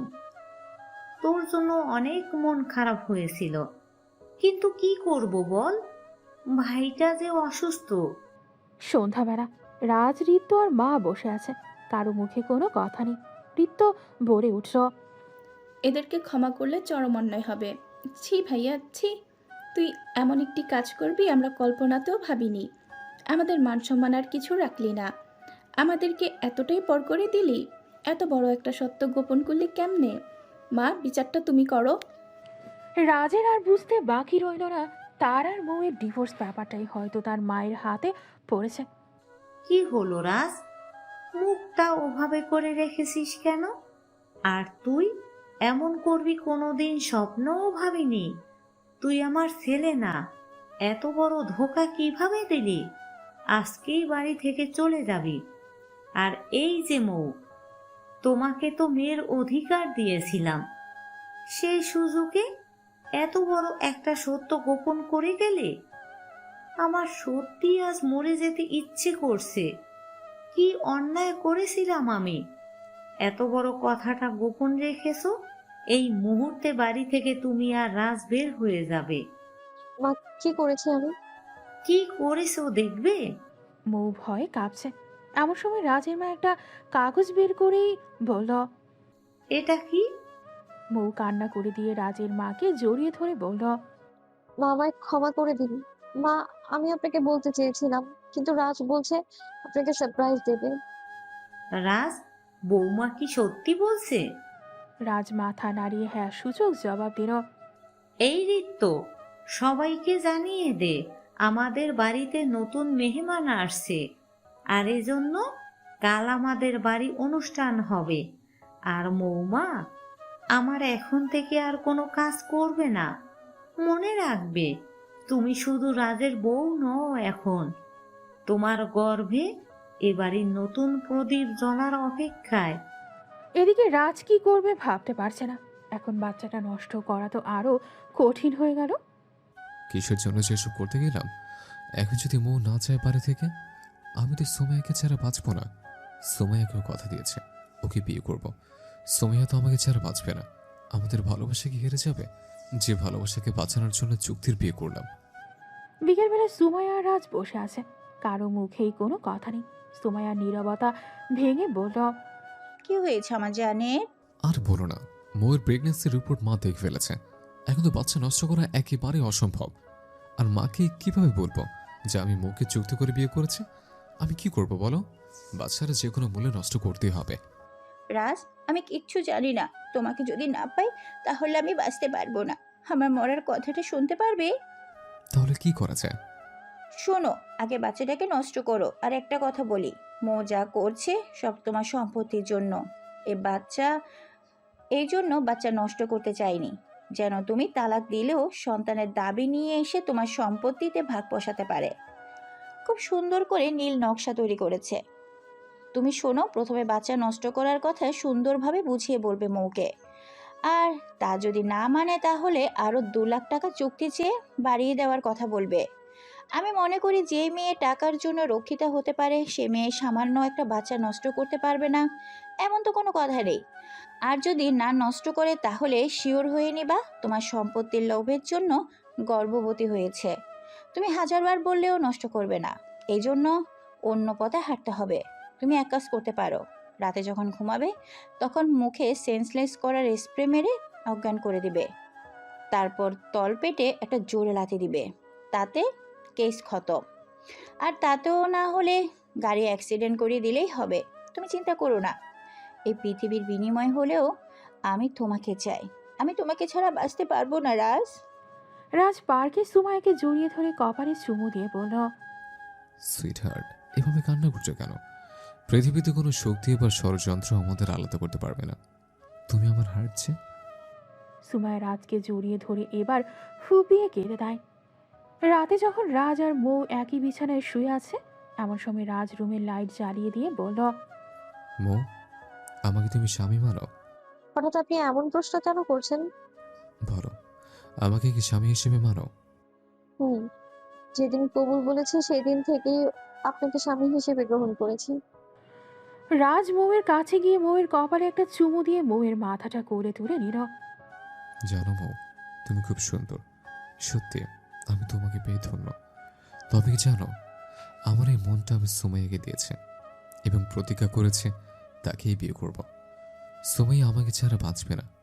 আচ্ছা, তোমাকে একটা কথা বলি। হ্যাঁ, বলো। আমার বুকে আসবে মৌ? বুকটা খুব শূন্য শূন্য লাগছে। আসবে একটু বুকে? মৌ কিছু বলতে পারে না। রাজকে শক্ত করে জড়িয়ে ধরে, মনে হচ্ছে রাজের বুকের ভেতর ঢুকে যাবে। রাজ মৌয়ের মাথায় হাত বোলাতে বোলাতে কানের কাছে মুখটা নিয়ে বলল। মৌ, তোমার গর্ভের সন্তানটা নষ্ট করে ফেলো। কি লাভ? তুমি তো অর্ধেক ডিভোর্স দিয়ে দিয়েছ। তোমার সন্তান যখন বড় হবে তখন তো আর বলতে পারবে না আমার সন্তান। তখন সবাই কি বলবে? যারও সন্তান। আমি চাই না তুমি কষ্ট পাও। আমি তোমাকে অনেক ভালোবাসি, তাই বলছি বাচ্চারা নষ্ট করে ফেলো। তোমার সন্তানকে কেউ চালচ বলুক, সেটা আমি চাই না। মৌ রাজের কথা শুনে কি বলবে বুঝতে পারছে না। মনে হচ্ছে কলিজাটা বুক ফেটে বেরিয়ে যাবে। পৃথিবীতে এত কষ্টের কথা আছে, মনে হচ্ছে কলেজাতে কেউ ছুরি চালিয়ে দিলেও এত কষ্ট হবে না। মৌয়ের চোখের পানি কোন বাধা মানছে না। মৌ নিজেকে রাজের বুক থেকে ছাড়িয়ে নিয়ে বলল, রাজ, তুমি ভেবো না তোমার পরিচয়ে বড় করবো আমার গর্ভের সন্তানকে। না, তা একদমই ভেবো না। আমার চুক্তি পূর্ণ হয়ে গেলেই চলে যাব। আর হ্যাঁ, প্লিজ, তুমি আমার হাতে বিষের বোতল তুলে দিও, আমি হাসতে হাসতে পান করব। তবুও গর্ভের সন্তানকে নষ্ট করতে পারবো না। রাজ বিছানা থেকে উঠে গিয়ে লকার থেকে টাকা এনে মৌয়ের বুকে ছুড়ে দিয়ে বলল, এখন তো পারবে নষ্ট করতে? এমনি এতক্ষণ সময় নষ্ট করলাম। এখানে 2 লাখ আছে। বলো, কাল কখন বাচ্চা নষ্ট করতে যাবে? মৌ টাকাটা রাজের হাতে দিয়ে সরাসরি রাজের পা দুটি জাপটে ধরে বলল, আপনি প্লিজ এইসব আর বলবেন না। আমি এই শহর ছেড়ে চলে যাব, তবু বাচ্চা নষ্ট করতে বলবেন না। আমি মা হয়ে কি করে তাকে হত্যা করব? আল্লাহর কাছে কি জবাব দেবো আমি? রাজ ধাক্কা দিয়ে মৌকে সরিয়ে দিল। মৌ ফ্লোরে পড়ে ঠিক মতো উঠে দাঁড়াতে পারছে না, মনে মনে আল্লাহকে ডাকছে। রাজ বিছানায় বসে ভাবছে কি করবে। টাকা দেওয়াতেও তো রাজি হলো না। হঠাৎ রাজের ফোনটা বেজে উঠল। এদিকে যতই দিন যাচ্ছে ততই দুশ্চিন্তা বাড়ছে। রাজের মা আর বোন বাচ্চার নামও ঠিক করে ফেলেছে। বাড়ি ভর্তি বাচ্চার খেলনা, খুশি যেন আর ধরে না। শহরের নামকরা ধনী পরিবারে নতুন অতিথি আসবে, এতে করে বাড়িতে ঈদের আমেজ চলছে।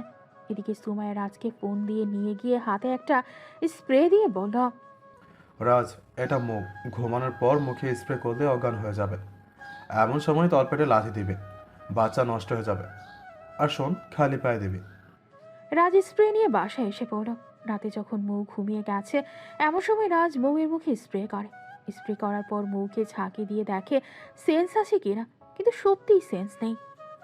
রাজ মৌয়ের পেটের কাপড়টা সরিয়ে পাটা তুলে জোরে একটা লাথি মারবে যখন, এমন সময় রাজের মা রাজের রুমের পাশ দিয়ে বাথরুমে যাচ্ছিল।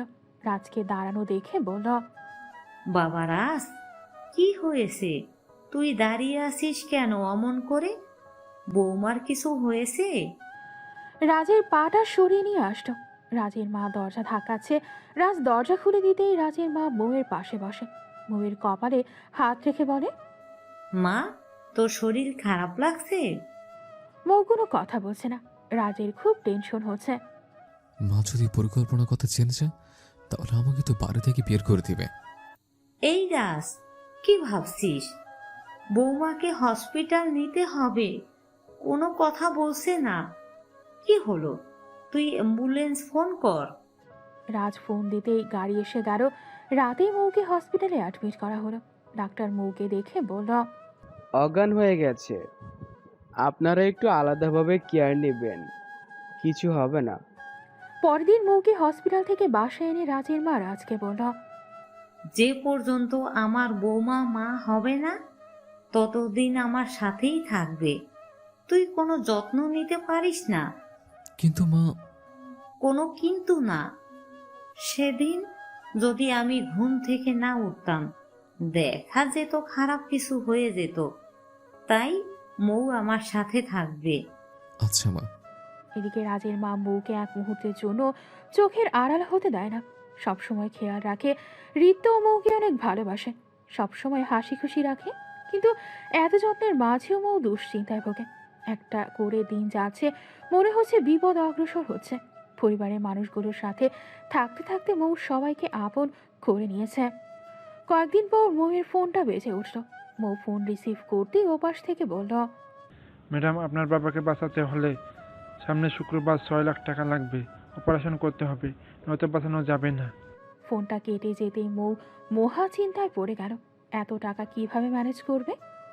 রাজের কাছে চুক্তির 3 লাখ টাকা পাওয়া যাবে, কিন্তু বাকি 3 লাখ, যে বাবাকে বাঁচানোর জন্য নিজের জীবনের সবকিছু বিসর্জন দিল, কারো কারো কাছে রক্ষিতা হলো, কিন্তু তারপরেও কি বাবাকে বাঁচানো যাবে না? হঠাৎ মৌয়ের মাথায় একটা বুদ্ধি আসলো। মৌ রাজের কাছে গিয়ে বলল, আপনার কাছে চুক্তির যে 3 লাখ টাকা পায় সেগুলো দিন। সরি, আর 1 টাকাও দিতে পারবো না। তবে দিতে পারি এক শর্তে। তুমি তোমার গর্ভের সন্তান নষ্ট করে ফেলো, আর বেশি যদি চাও তাও দিব, তবে সন্তানটা নষ্ট করতে হবে। যদি রাজি থাকো, কালই ক্লিনিকে গিয়ে আবর্ষণ করে নিয়ে আসবো। মৌয়ের পায়ের তলার মাটি সরে যাচ্ছে এমন কথা শুনে মৌ ভাবতে লাগলো, কাকে বাঁচাবে? বাবাকে বাঁচালে গর্ভের সন্তানটাকে মেরে ফেলতে হবে। কি হলো, বাচ্চাটাকে নষ্ট করবি? মৌয়ের সামনে তার বাবার চেহারাটা ভেসে উঠছে বারবার। তার বাবা মারা যাক স্বর কখনোই চায় না, আর মা হয়ে গর্ভের সন্তানকে নষ্ট করতে সেটাও সে পারবে না। কি হলো? টাকা 3 লাখের বেশি দিতে হবে? হ্যাঁ, আমি আমি রাজি আমার বাচ্চা নষ্ট করতে। সত্যি? হ্যাঁ সত্যি, তবে টাকা লাগবে 6 লাখ। কি? 6 লাখ? হুম, 6 লাখ। আচ্ছা দিব। তোর মতো রক্ষিতা টাকার জন্য সব করতে পারে। হ্যাঁ, এবার ঠিক ধরতে পেরেছেন। হুম, এত কিছু না করে পতিতে বললে তো থাকতেই তো পারিস। তবে কি মিস্টার রাজ, আমার গর্ভের সন্তান নষ্ট করলেই আপনি সুমাইয়াকে পাচ্ছেন না। আমাকে আপনি নিজ থেকে ডিভোর্সও দিতে পারবেন না, কারণ আপনার মা আমাকে অনেক পছন্দ করে। অনেক। তুমি কিছু মনে না করলে একটা কথা বলি। হ্যাঁ, বলো। তুমি সুমাইয়াকে পাবে, সাথে আমাকেও তাড়িয়ে দিতে পারবে। এই জন্য তোমার মাকে বলবে তুমি সুমাইয়াকে পাওয়ার জন্য আমার সাথে চুক্তি করে বিয়ে করেছো, সাথে বিয়ের দিনে আমি ডিভোর্স পেপারে সাইন করে দিয়েছি, এটাও বলবে। আর বলবে তুমি আমার সাথে শারীরিক সম্পর্ক করোনি, আর আমার গর্ভের বাচ্চাটা অন্য কারো। তাহলে তোমার মা আমাকে এমনিতেই তাড়িয়ে দেবে। Wow, good idea. তবে শর্ত আছে। কি শর্ত? তোকে লিখিত স্টেটমেন্ট দিতে হবে তোর গর্ভের সন্তান আমার না, আর সন্তানটা অন্য কারোর সাথে নষ্টামি করে গর্ভধারণ করেছিস। মৌয়ের কলিজাটা মনে হচ্ছে বের হয়ে আসবে, বুক ফেটে যাচ্ছে। কিন্তু কি করার, এতে করে গর্ভের সন্তান আর বাবা দুজনকেই বাঁচানো যাবে। কি হলো, তুমি কি রাজি? হ্যাঁ, রাজি। আর কাল সকালের আগেই টাকাটা বুঝিয়ে দিবে আমায়। আচ্ছা। আর একটা অনুরোধ করবো, কালকের পর তো তোমার নামটা ধরেও ডাকতে পারবো না আর। রক্ষিতার তকমাটা গায়ে লেগে যাবে, অবৈধ সন্তানের জননী হয়ে যাব আমি। আজকের রাতটা তোমার কাছে চাই শুধু। জানো রাজ, আমি তোমার স্বামী হিসেবে প্রথম দিনই গ্রহণ করেছিলাম, আর আজকের রাতটা শেষ রাত সেটা। তোমার মাথাটা আজকের জন্য শুধু বুকে রাখতে চাই আমি। আচ্ছা, তবে সকালে কিন্তু যা যা বলেছো তা যেন করা হয়। হুম, হবে। মৌ রাজের মাথাটা তার বুকে নিয়ে আছে। রাজের কাছে অসহ্য লাগছে, তবুও কিছু করার নেই। আজকের জন্য পর থেকে তবুও তা আপদটা বিদায় হবে। মৌ রাজের মাথায় হাত বুলিয়ে দিচ্ছে। মৌ এই খারাপ মানুষটাকে কেন যেন ভালোবেসে ফেলেছে। কালকের পর তো আর মানুষটাকে দেখা হবে না। এসব ভাবতেই কেন যেন বুকের ভেতর ছিনছিনে ব্যথা হতে শুরু করে। এদিকে রাজ মৌয়ের বুকেই ঘুমিয়ে যায়। মৌয়ের মনে হচ্ছে আজকের রাতটা যদি শেষ না হতো তবে কতই না ভালো হতো। এদিকে চাঁদের আলো জানালার কাজ ভেদ করে রাজের মুখের উপর পড়ছে। চাঁদের আলোতে রাজের মুখটাকে একদম নিষ্পাপ মনে হচ্ছে। মৌ নিজের অজান্তেই রাজের কপালে চুমু এঁকে দেয়। রাজকে বুকের সাথে শক্ত করে জড়িয়ে ধরে। মৌয়ের মনে হচ্ছে এ ধরাই শেষ ধরা। রাজের সাথে কাটানো সহস্র হাসি কান্নার স্মৃতিগুলো ভেসে উঠছে। মৌ রাজের মাথাটা বালিশে রেখে রাজের পায়ের কাছে গিয়ে পা দুটো বুকে জড়িয়ে নিয়ে বলতে লাগলো গুনগুন করে, জানো রাজ, আমি তোমার পায়ের নিচে একটা স্থান চেয়েছিলাম, যে স্থান একটা নারীকে সকল বাধা বিপত্তি থেকে রক্ষা করে, স্ত্রী নামক তকমাটা গায়ে জড়িয়ে দেয়। কিন্তু আমি পারিনি। বলো না রাজ, কিভাবে আমি ভুলে যাব তোমায়? তুমি আমার প্রথম স্পর্শ, তুমি আমার প্রথম ভালোবাসা, তুমি আমার স্বামী। মৌ রাজের পা ছেড়ে দিয়ে রাজের কপালে চুমু দিয়ে মাথাটা বুকের সাথে জড়িয়ে নিল। রাজ সবটা শুনেও চুপ করে থাকলো। রাজের চোখে বারবার সুমাইয়ার চেহারাটা ভাসছে। এদিকে দেখতে দেখতে রাত কেটে যায়। সকালে রাজ 6 লাখ টাকা এনে মৌয়ের হাতে তুলে দেয়। মৌ টাকাটা তার ব্যাগে রেখে দেয়। রাজ মৌকে টাকা দিয়ে তার মাকে ডেকে নিয়ে বলে, মা, আমি আর পারছি না। তুমি আমাকে যে শাস্তি দিবে সেটাই মাথা পেতে নেব। কি হলো বাবা, কি হয়েছে বল? মা, মৌর গর্ভে যে সন্তান, যে সন্তানের জন্য নাম ঠিক করে রেখেছ, সারা বাড়ি ভর্তি খেলনা এনে রেখেছ, সে সন্তান আমার না, সেটা একটা অবৈধ সন্তান। রাজের মা রাজের গালে ঠাস করে চর বসিয়ে দিয়ে বলল, কি হলো, লজ্জা করে না নিজের সন্তানকে অবৈধ সন্তান বলতে? আমি মৌকে অনেক ভালো করেই চিনি। মৌকে নিয়ে আর একটা বাজে কথাও বলবি না। মা, আমি সত্যি বলছি, কারণ মৌর সাথে আমার কোনো শারীরিক সম্পর্ক হয়নি। ভাইয়া, কি বলছো এসব? হ্যাঁ হ্যাঁ ঋতু, সব ঠিক বলছে। মৌকে বিয়ে করেছিলাম মায়ের মুখের হাসির জন্য। আমি ভালোবাসতাম সুমাইয়াকে, কিন্তু তোমার জন্য মৌকে বিয়ে করলেও ছুঁয়েও দেখেনি।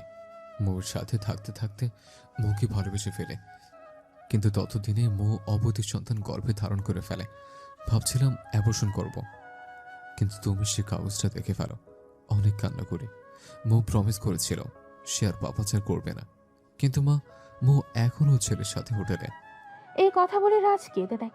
রাজের মা মৌকে ডেকে এনে বলে, মৌ, রাত যা বলছে তা মিথ্যা না? না মা, সব সত্য। মৌয়ের মুখে কথাটা শুনে রাজের মায়ের পায়ের নিচ থেকে মাটি সরে যেতে লাগলো। রাজ, এই নষ্টাকে বাড়ি থেকে বের করে দে। নিজের মেয়ে ভাবতাম, আর সেই কিনা কলিজাতে আঘাত করলো। মা, ক্ষমা করে দেন আমায়। চুপ! তোর ও মুখে আমাকে মা ডাকবি না।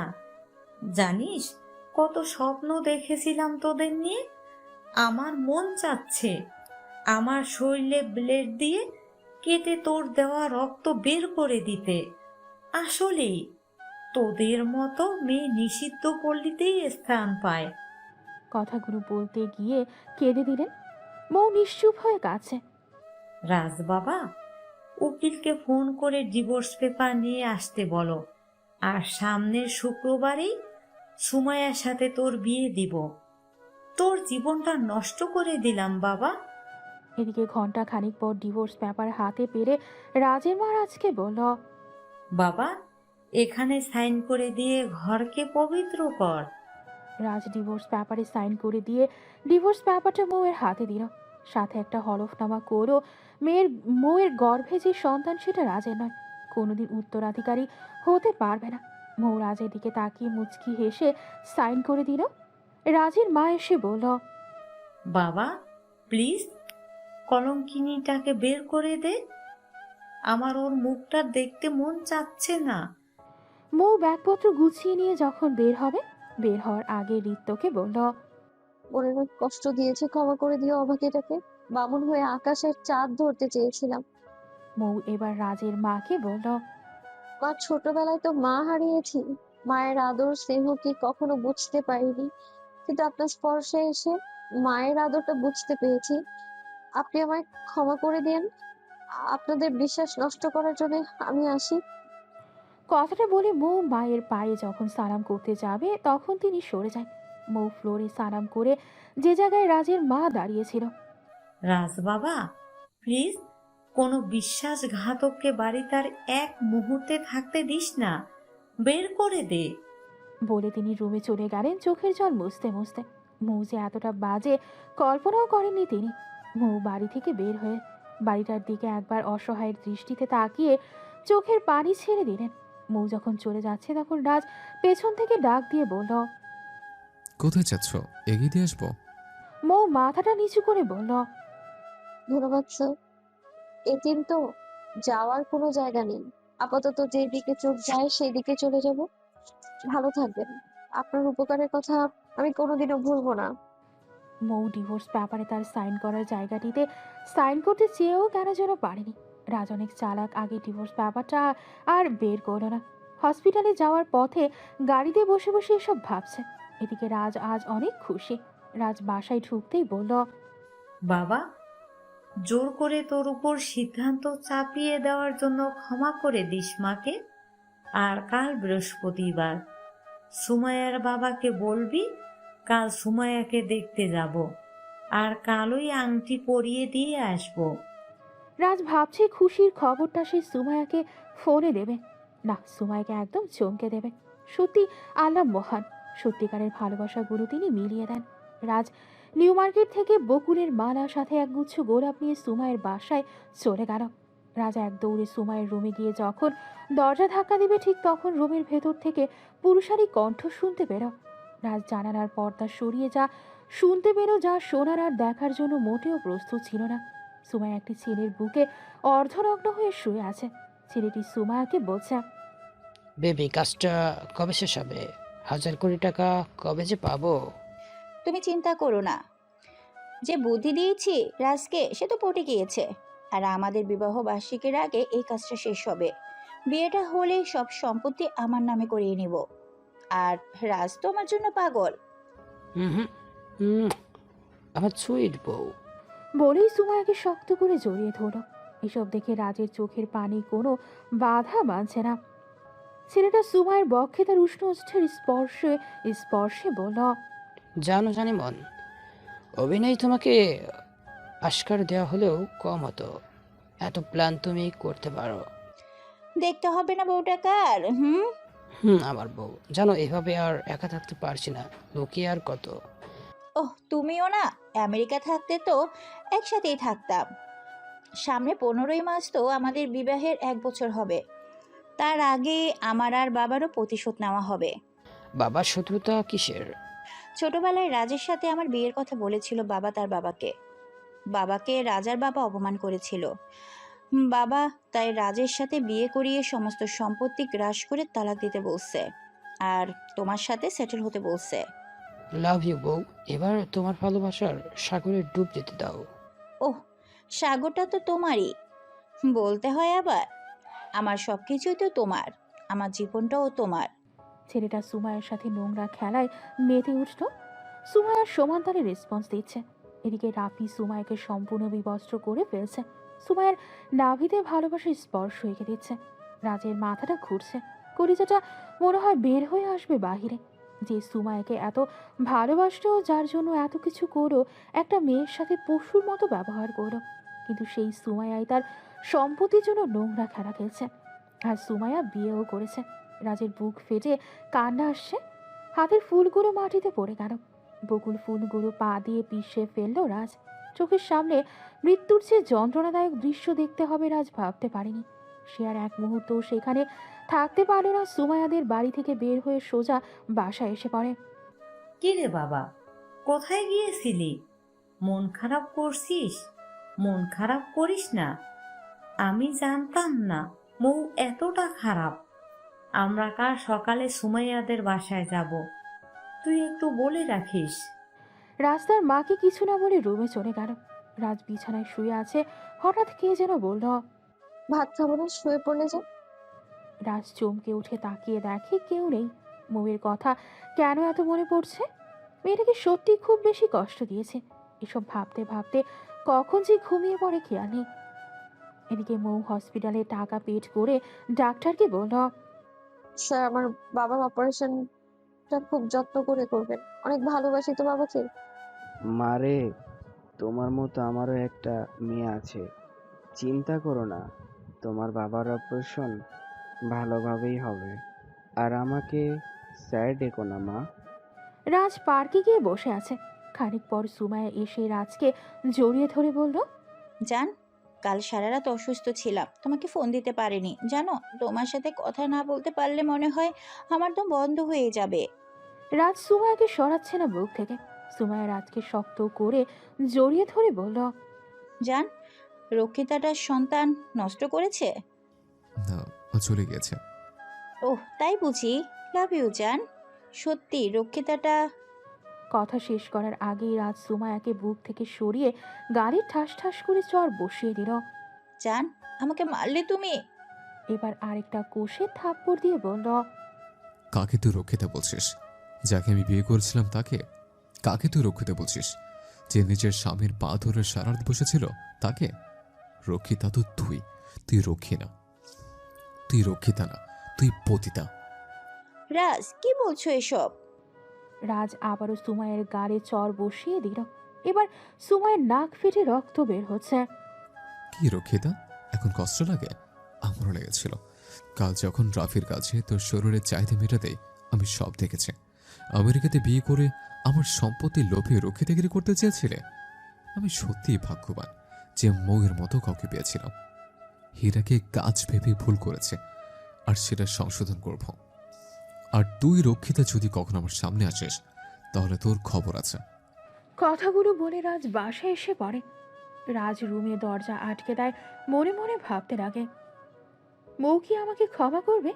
আমি যে অপরাধী, নিজের সন্তানকে অবৈধ বানিয়েছি। যেভাবেই হোক আমার মৌকে খুঁজে বের করতেই হবে। দরকার হলে তার পায়ে ধরে ক্ষমা চেয়ে নেব। রাজ আর দেরি না করে গাড়ি নিয়ে বের হয়ে যায়। এদিকে মৌ কোথায় গিয়ে থাকবে কিছুই বুঝতে পারছে না। এদিকে সন্ধ্যা ঘনিয়ে আসছে। 2 জায়গায় বাড়ি ভাড়া থাকার কথা বলেছিল। এক জায়গায় না করে দিয়েছে, অন্য জায়গায় বাড়ির মালিক থাকতে দিতে চাইলেও তার বউ বের করে দেয়। মৌ রাস্তা দিয়ে হাঁটতে থাকে, এমন সময় একটা গাড়ি এসে মৌকে ধাক্কা দেয়। এদিকে রাজ শহরের উড়ি গুড়ি বাদ রাখেনি, সব জায়গায় মৌকে খুঁজে যাচ্ছে। মৌয়ের মায়াবী মুখটা বারবার রাজের চোখের সামনে ভাসছে। রাত 1টা বাজে, এমন সময় রাজের ফোনটা বেজে ওঠে। ফোনটা ধরতেই ওপাশ থেকে কে যেন বলল, হ্যালো রাজ, বাবা তুই কই? মা, আমি আসছি, তুমি চিন্তা করো না। রাজ বাসায় যাওয়ার সাথে সাথেই রাজের মা রাজকে কাছে ডেকে নিয়ে বলল, বাবা তোর কি হয়েছে? তোর কষ্ট যে আমার আর সহ্য হয় না। আমি যে তোর মা। আজ সুমাইয়াদের বাড়িতে যাওয়ার কথা ছিল, তাদের বাড়িতেও গেলি না। রাজ তার মাকে জড়িয়ে ধরে হাউমাউ করে কেঁদে দিয়ে বলল, মা, আমি ভুল করেছি। আমার মৌকে আমি কষ্ট দিয়েছি।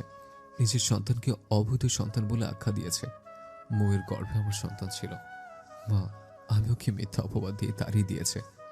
কি বলছিস এসব রাজ? হ্যাঁ মা, ঠিকই বলছে। মৌ ফুলের মতো পবিত্র। মৌকে ছাড়া আমি বাঁচব না মা। আমি সুমাইয়ার মায়ায় ফেসে গিয়েছিলাম। সুমাইয়া আমাদের সম্পত্তির লোভে এসব করেছিল। কি রাজ, তুই মানুষ না অমানুষ? একটা এতিম মেয়েকে তুই কষ্ট দিতে পারলি? আরে আমিও না জেনে মেয়েটাকে কত কষ্ট দিয়েছি। তুই অনেক ভুল করেছিস। তুই আমার ছেলে হতে পারিস না। মা, কি বলছে এসব? হ্যাঁ, ঠিকই বলছি। আমার ছেলে হলে মেয়েটাকে দিনের পর দিন এভাবে কষ্ট দিতে পারতি না। আমি কিছু জানি না। আমি আমার বৌমাকে দেখতে চাই এ বাড়িতে। রাজ কিছু না বলে তার রুমে চলে যায়। রুমে ঢুকলে রাজের আরো বেশি কষ্ট হয়, কারণ রুমে আসলেই মনে হয় মৌ রুমে বসে আছে। রাজের কেন যেন খুব কষ্ট হয়। মৌয়ের কথা ভাবতে ভাবতে কখন যে ঘুমিয়ে যায় খেয়াল নেই। ফজরের আজান শুনে ঘুম ভাঙতেই বুকটা হু হু করে কেঁদে ওঠে, কারণ প্রতিদিন ফজরের আজান হলে মৌ ডেকে দিত। আজ তো কেউ ডেকে দেয় না। রাজ আজ আর শুয়ে থাকতে পারে না, বিছানা থেকে উঠে পড়ে, থাকা চাঞ্জাবিটা পরে মসজিদে চলে যায়। নামাজ শেষ করে বাসায় বসে আছে, এমন সময় ফোনটা ক্রিং ক্রিং করে বেজে ওঠে। রাস্তার ফোনটা বের করে দেখে তার ফোনে রিং হচ্ছে না, বালিশের নিচ থেকে আওয়াজ আসছে। রাজ ফোনটা বের করতে বুকটা ছ্যাদ করে ওঠে। মৌয়ের ফোন। মৌ তার ফোনটাও রেখে গিয়েছে, তাহলে এতগুলো টাকা নিয়ে কি করলো? এদিকে ফোনটা বেজেই চলেছে। ফোনটা ধরতেই ওপাশ থেকে পুরুষালী কণ্ঠে কে যেন বলল, ভামুনি, তোমার বাবা এখন সম্পূর্ণ বিপদমুক্ত। মানে আপনি কি আর এসব কি বলছেন? ডাক্তার রাজকে সব কিছু খুলে বলল। রাজ হসপিটালের ঠিকানা নিয়ে মৌয়ের বাবার সাথে দেখা করল।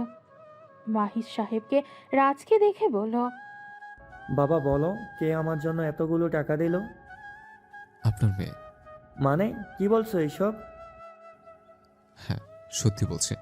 যাকে আপনি জাতক ঘরে মেরে ফেলতে চেয়েছেন, সে মেয়ে আপনার অপারেশনের টাকা দিয়েছে। যে মেয়ের মুখ 3 বছরের মাঝে একবারও দেখেননি, সেই মেয়ে। যে মেয়েকে দীর্ঘ 20 বছর একটিবার বাবা ডাকতে দেননি, সেই মেয়ে আপনাকে বাঁচিয়েছে। জানেন মাহি সাহেব, হায়াত মৌত আল্লাহর হাতে। এতে কাউকে দোষারোপ করা ঠিক না। আর আপনি তো আপনার রক্তকে অস্বীকার করেছেন।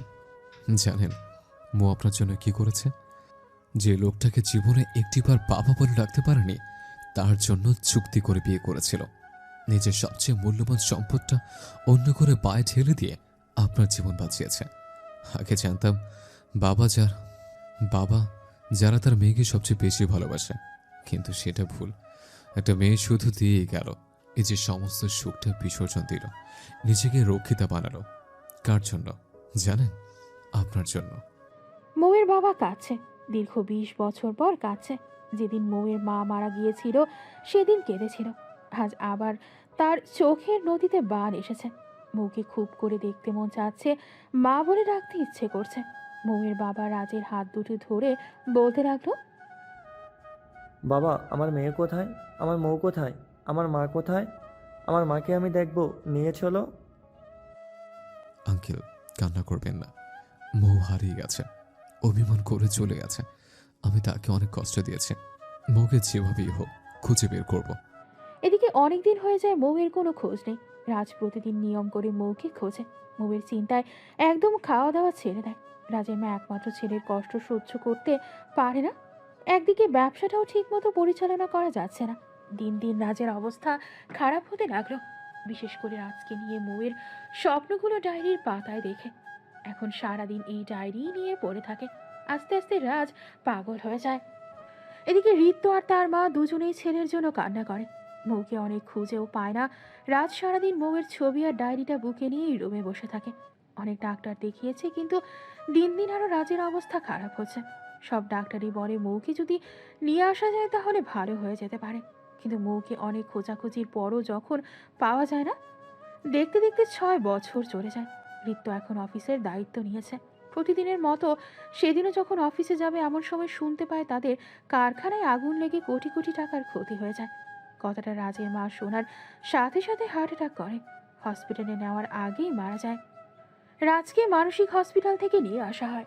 তার মাকে এই অবস্থা দেখে কেমন যেন স্বাভাবিক অবস্থায় ফিরে আসে। মা মা বলে কান্না করতে লাগে। ঋতুকে জড়িয়ে ধরে কাঁদতে লাগে। এমন দিন তার দেখতে হবে সে কোনোদিনই ভাবেনি। মাকে হারিয়ে একদম নিঃস্ব হয়ে যায়। এদিকে ঋতু তার মাকে হারালেও তার ভাইয়ের সুস্থ হয়ে ওঠায় আল্লাহর কাছে কৃতজ্ঞতা জানান। এদিকে কিছুদিন যেতেই ঋণের বোঝা চেপে বসে। ব্যাংকের ঋণ দিতে না পারায় তাদের সম্পত্তি নীরবে উঠে যায়। রাজ ঋতুকে নিয়ে একদম রাস্তায় নেমে যায়। তারপর রাজ একটা অফিসে চাকরির জন্য যায়। হঠাৎ পিয়ন এসে বলল, আপনাদের মাঝে রাজকে। তিনি ভেতরে যান। রাজ ফাইলটা নিয়ে রুমে প্রবেশ করার আগে বলল, may I come in sir? Yes, come in. কথাটা শুনে রাজ চমকে যায়। পরিচিত কণ্ঠ। রাজ সামনে বসা মেয়েটার দিকে তাকাতেই রাজের বুকটা ছ্যাদ করে উঠল। মৌ, তুমি? কথাটা বলতে গিয়ে গলাটা কেমন যেন ধরে এলো। তুমি এখানে কিভাবে মৌ? হোয়াট? মৌ কাকে বলছেন? জানো মৌ, আমি তোমাকে কত জায়গায় খুঁজেছি। আমি তোমার সাথে অনেক অন্যায় করেছি। তুমি আমাকে ক্ষমা করে দাও। স্টপ। আর একটা কথাও না। আপনার মাথায় সমস্যা আছে? আপনি পাগলাগারদের রেখে এখানে কেন? আমি মৌ হতে যাব কেন? আমি কারিমা। আর তুমি বলার সাহস কোথা থেকে পান আপনি? হ্যাঁ, যত সব। আপনি এখন আসতে পারেন। মুহূর্তের মাঝে মৌ অগ্নিমূর্তি ধারণ করে। সরি ম্যাম, আমি না বুঝে মৌ ভেবে ভুল করে ফেলেছি। চাকরিটা আমার খুব দরকার। আমাকে বের করে দিবেন না প্লিজ। সরি, আমি কোনো পাগল লোককে অফিসে চাকরি দিতে পারবো না। প্লিজ ম্যাডাম, এমন করবেন না। আপনি যেভাবে বলবেন সেভাবেই কাজ করব। ও আচ্ছা, তাই বুঝি। আচ্ছা মিস্টার রাজ, এর আগে কোন কোম্পানিতে ছিলেন? ম্যাডাম, আমি কোনো কোম্পানিতে ছিলাম না। ও আচ্ছা, তো অভিজ্ঞতা ছাড়া আপনাকে কিভাবে কাজ দিই বলুন তো? ম্যাম, আমার চাকরিটাকে খুব দরকার, তাই যদি চাকরিটা দিতেন তাহলে ভালো হতো। ম্যাম, পুরো পরিবারের দায়িত্ব আমার কাছে। বোনটাকে পড়াতে হয়। এছাড়া ঢাকা শহরে থাকা বুঝে নিত। ও আচ্ছা, আপনার বাসায় কে কে আছে? বোন ছাড়া আর কেউ নেই। কেন বিয়ে করেননি? বিয়ে করেছিলাম, ডিভোর্স দিয়ে দিয়েছে। তো ডিভোর্স কেন দিলেন? ম্যাডাম, আমি একজনকে ভালোবাসতাম, সেজন্য। আর আমি মোহে পড়ে গিয়েছিলাম। সত্যিকার ভালোবাসাকে চিনতে পারিনি। তার বিয়ে করেনি? না, মৌকে অবহেলা করতে গিয়ে ভালোবেসে ফেলেছিলাম। বাকিটা জীবন তার স্মৃতি নিয়েই কাটিয়ে দেব। আচ্ছা, আপনার মা নেই?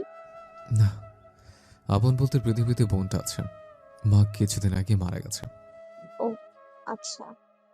মৌয়ের মনটা কেমন যেন করে উঠল। মৌ চাচ্ছে না তার পরিচয়টা দিতে। সবাই কারিমা হিসেবেই তাকে জানে। রাজও যেন তাই জানে। মিস্টার রাজ, আপনার সাথে কথা বলে ভালোই লাগলো, তবে কোম্পানির ভালোটাও তো আমার ভাবতে হবে। আপনি যে পোস্টের জন্য আবেদন করেছেন সেই পোস্টের জন্য আপনার চেয়ে অধিক যোগ্যতা সম্পন্ন একজন পেয়েছি। কোম্পানি পরবর্তী সার্কুলার পড়লে আপনি একটু খোঁজ নেবেন। ও আচ্ছা, ধন্যবাদ ম্যাডাম। আমি এখন আসি। রাজ যখন রুম থেকে বের হয়ে যাবে তখন মৌ রাজকে ডাক দিয়ে বলল, তুমি চাইলে আমার বিয়ে হতে পারবে? ম্যাডাম, পারবো। আচ্ছা, তাহলে কাল থেকে জয়েন করবে। হঠাৎ মৌয়ের ফোনটা বেজে উঠল। মৌ ফোনটা ধরতেই ওপাশ থেকে বলল, মামুনি, তুমি কোথায়? তুমি কখন আসবে? মামনি, তুমি বাবার সাথে এসে পড়ো বাসায়, আমার যেতে লেট হবে।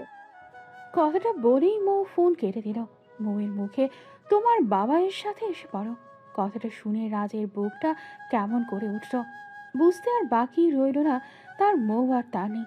নামের সাথে সাথে সব পরিবর্তন করে নিয়েছে। রাজের যে চিনতে বাকি নেই এটাই তার মৌ। প্রথম দেখাতেই চিনে ফেলেছে, কিন্তু নিয়তি কেমন করে খেলছে আজ মৌ তার কাছে নিজের পরিচয় লুকাচ্ছে।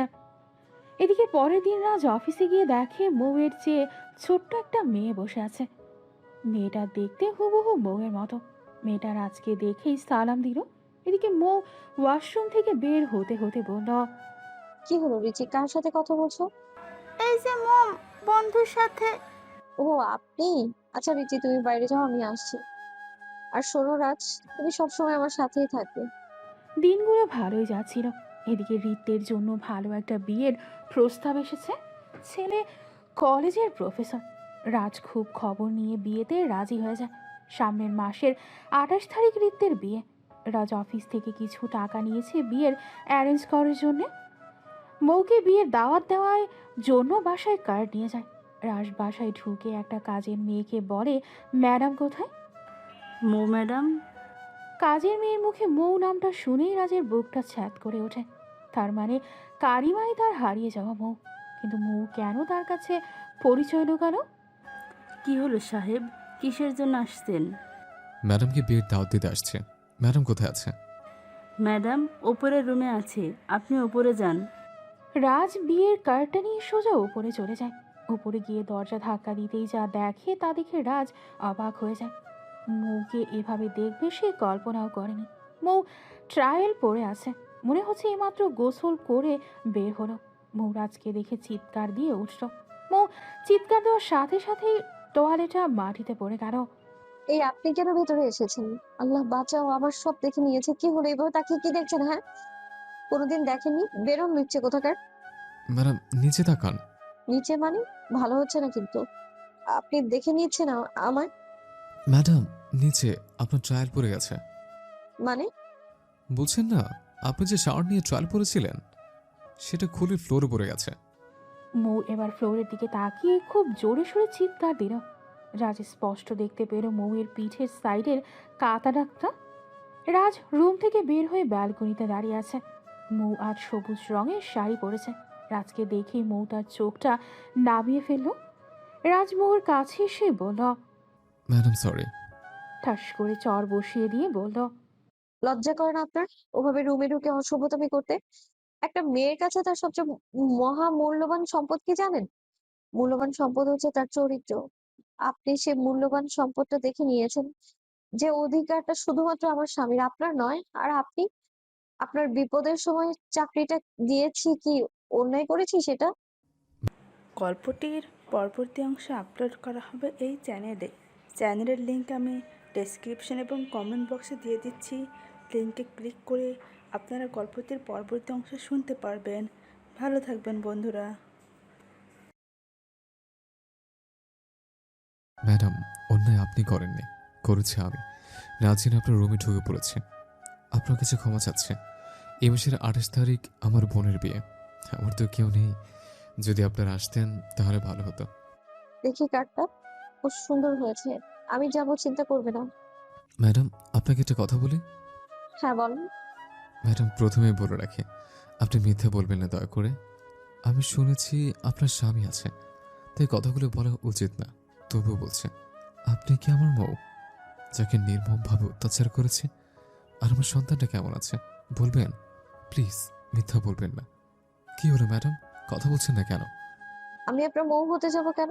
আমি কারির মা, আমার স্বামী সন্তান সবই আছে। ও ম্যাডাম, মিথ্যাটা না বললেও পারতেন। আর হ্যাঁ, বাড়িতে ঢুকতে কাছের মেয়ে বলেছে আপনি কারিমা নন, মৌ।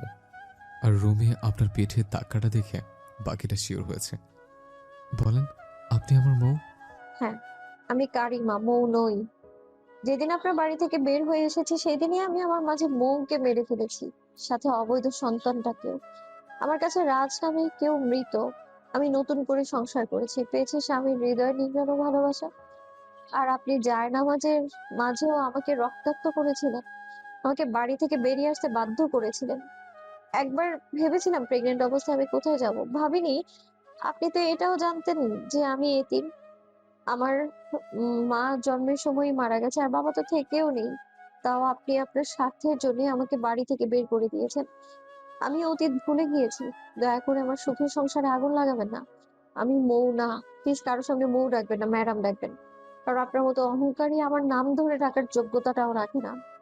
ও আচ্ছা ম্যাডাম, ধন্যবাদ সত্যিটা বলার জন্য। শুনুন, সেদিন যা করেছিলাম সব ভুল ছিল আমার। ভুলটা বুঝতে পেরেছি, তবে দেরি হয়ে গিয়েছিল। আর ভাববেন না আপনার সুখের সংসারে আগুন লাগাবো। আপনার সাথে আমার মালিক শ্রমিক সম্পর্কই থাকবে।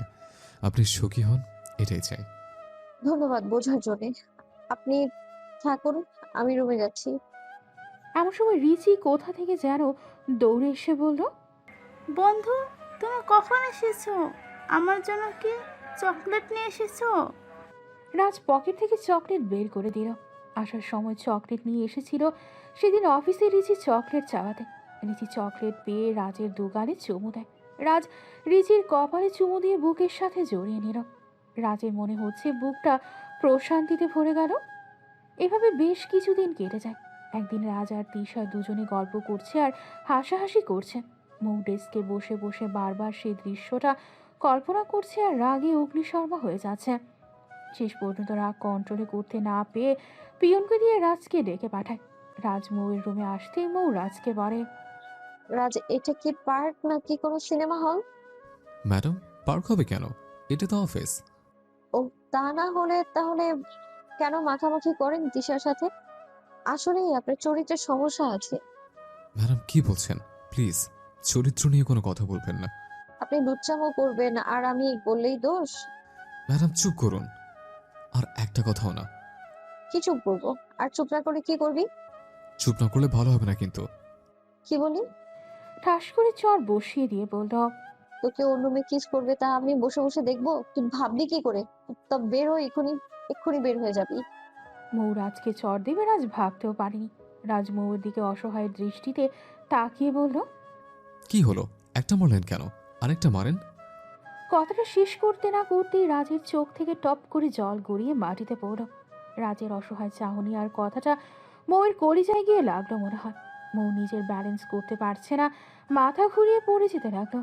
রাজ মৌকে ধরে ফেলল। মৌয়ের আপত্তিকর জায়গায় রাজের হাতটা স্পর্শ করলো।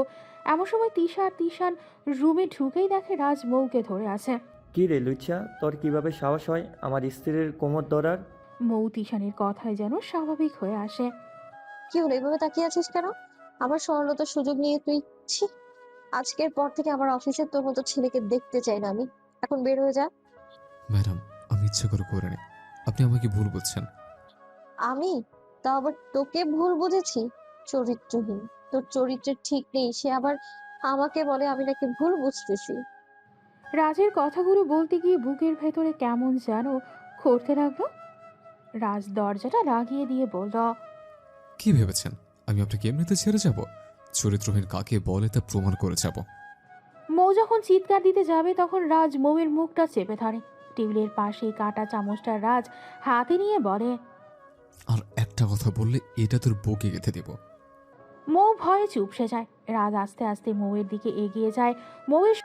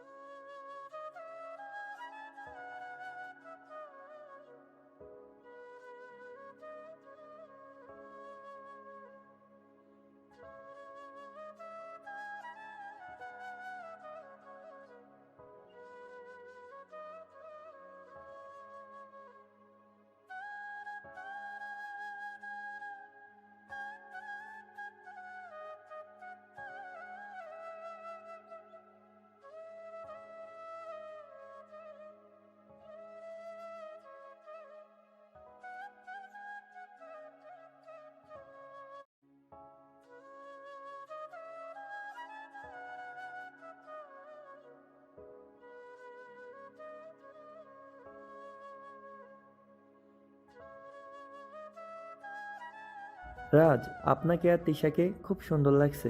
চলেন না, আপনাদেরও বিয়েটা করিয়ে দেই।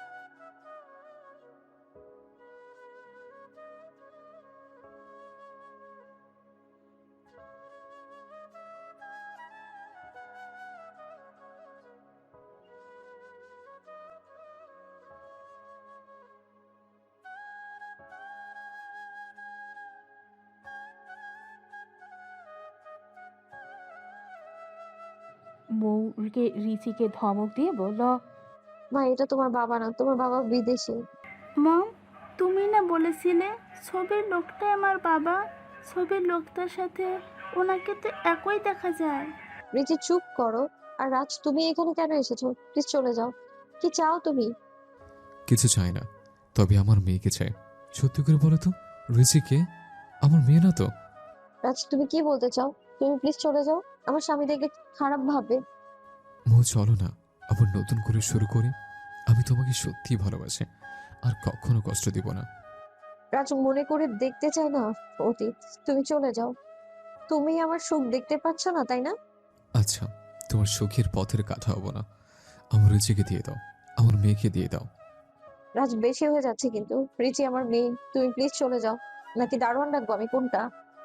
মৌ চলো না, কেন মেয়েটাকে তার বাবার আদর থেকে বঞ্চিত করবে? আমাকে ক্ষমা করে দিয়ে বুকে টেনে নেওয়া যায় না? মৌ, আমি তোমাকে বড্ড বেশি ভালোবাসি, তোমাকে ছাড়া বাঁচবো না। প্লিজ আমাকে ক্ষমা করা যায় না? বুকে টেনে নেওয়া যায় না? প্লিজ তুমি বের হয়ে যাও। তোমাকে দেখতে মন চাইছে না আমার। যখন গর্ভবতী থাকা অবস্থায় আমার পেটে চা ছুঁড়ে মেরেছিলে, তখন কোথায় ছিলে? দেখবে সে পোড়া দাগ। এই দেখো, তুমি আর তোমার প্রেমিকা আমার বাচ্চাকে মারার জন্য কত প্ল্যান করেছো, মনে নেই সেসব? বাবা হয়ে নিজের বাচ্চাকে মেরে ফেলতে চেয়েছিলে তুমি, আর আজ বলছো? আচ্ছা রাজ, বলো তো, কোনো বাবা তার নিজের বাচ্চাকে মেরে ফেলতে চায়? বলতে পারবে তুমি? কি হলো, কিছু বলছো না কেন? চোখ কপালে উঠে গেল। আর মনে রেখো, ভুলেও কখনো রিচিকে নিতে আসবে না। রিচি আমার আর তিশানের মেয়ে। এই বলে যখনই রাজ মৌয়ের হাত ধরে ঠিক তখনই মৌ রাজের গালে চড় বসিয়ে দেয়। রাজ মৌয়ের দিকে অসহায়ের দৃষ্টিতে তাকিয়ে বলে, তুমি আমাকে মারতে পারলে? হ্যাঁ পারলাম, কারণ আমি অন্যজনের বিবাহিত স্ত্রী, আর তুমি পরপুরুষ। আমি চাই না আমার স্বামী ব্যতীত কেউ আমার গায়ে স্পর্শ করুক। রাজের কলিজাটা মনে হচ্ছে বের হয়ে যাবে। চোখের পানি ধরে রাখতে পারছে না। টপ টপ করে চোখের পানি মৌয়ের সামনেই চোখ থেকে গড়িয়ে পড়ল। মৌ চিৎকার দিয়ে বলল, এই যাচ্ছিস না কেন? এখন আমার সুখের ঘরে আগুন লাগাতে আসছিস? নাকি আমার মেয়েকে নিতে এত প্ল্যান? রাজ অসহায়ের মতো করুণ দৃষ্টিতে মৌয়ের দিকে তাকিয়ে আছে। রাজ কোনো কথা বলতে পারছে না। এদিকে মৌ রাজকে চড় মারায় মনে মনে অনেক কষ্ট পাচ্ছে। এখন যেন তার কাছে কেমন লাগছে। বাবাই, তুমি কষ্ট পেও না, মা তোমাকে ইচ্ছে করে মারেনি। রাজ কষ্টগুরু চেপে রিচিকে কোলে নিয়ে বলতেছে না।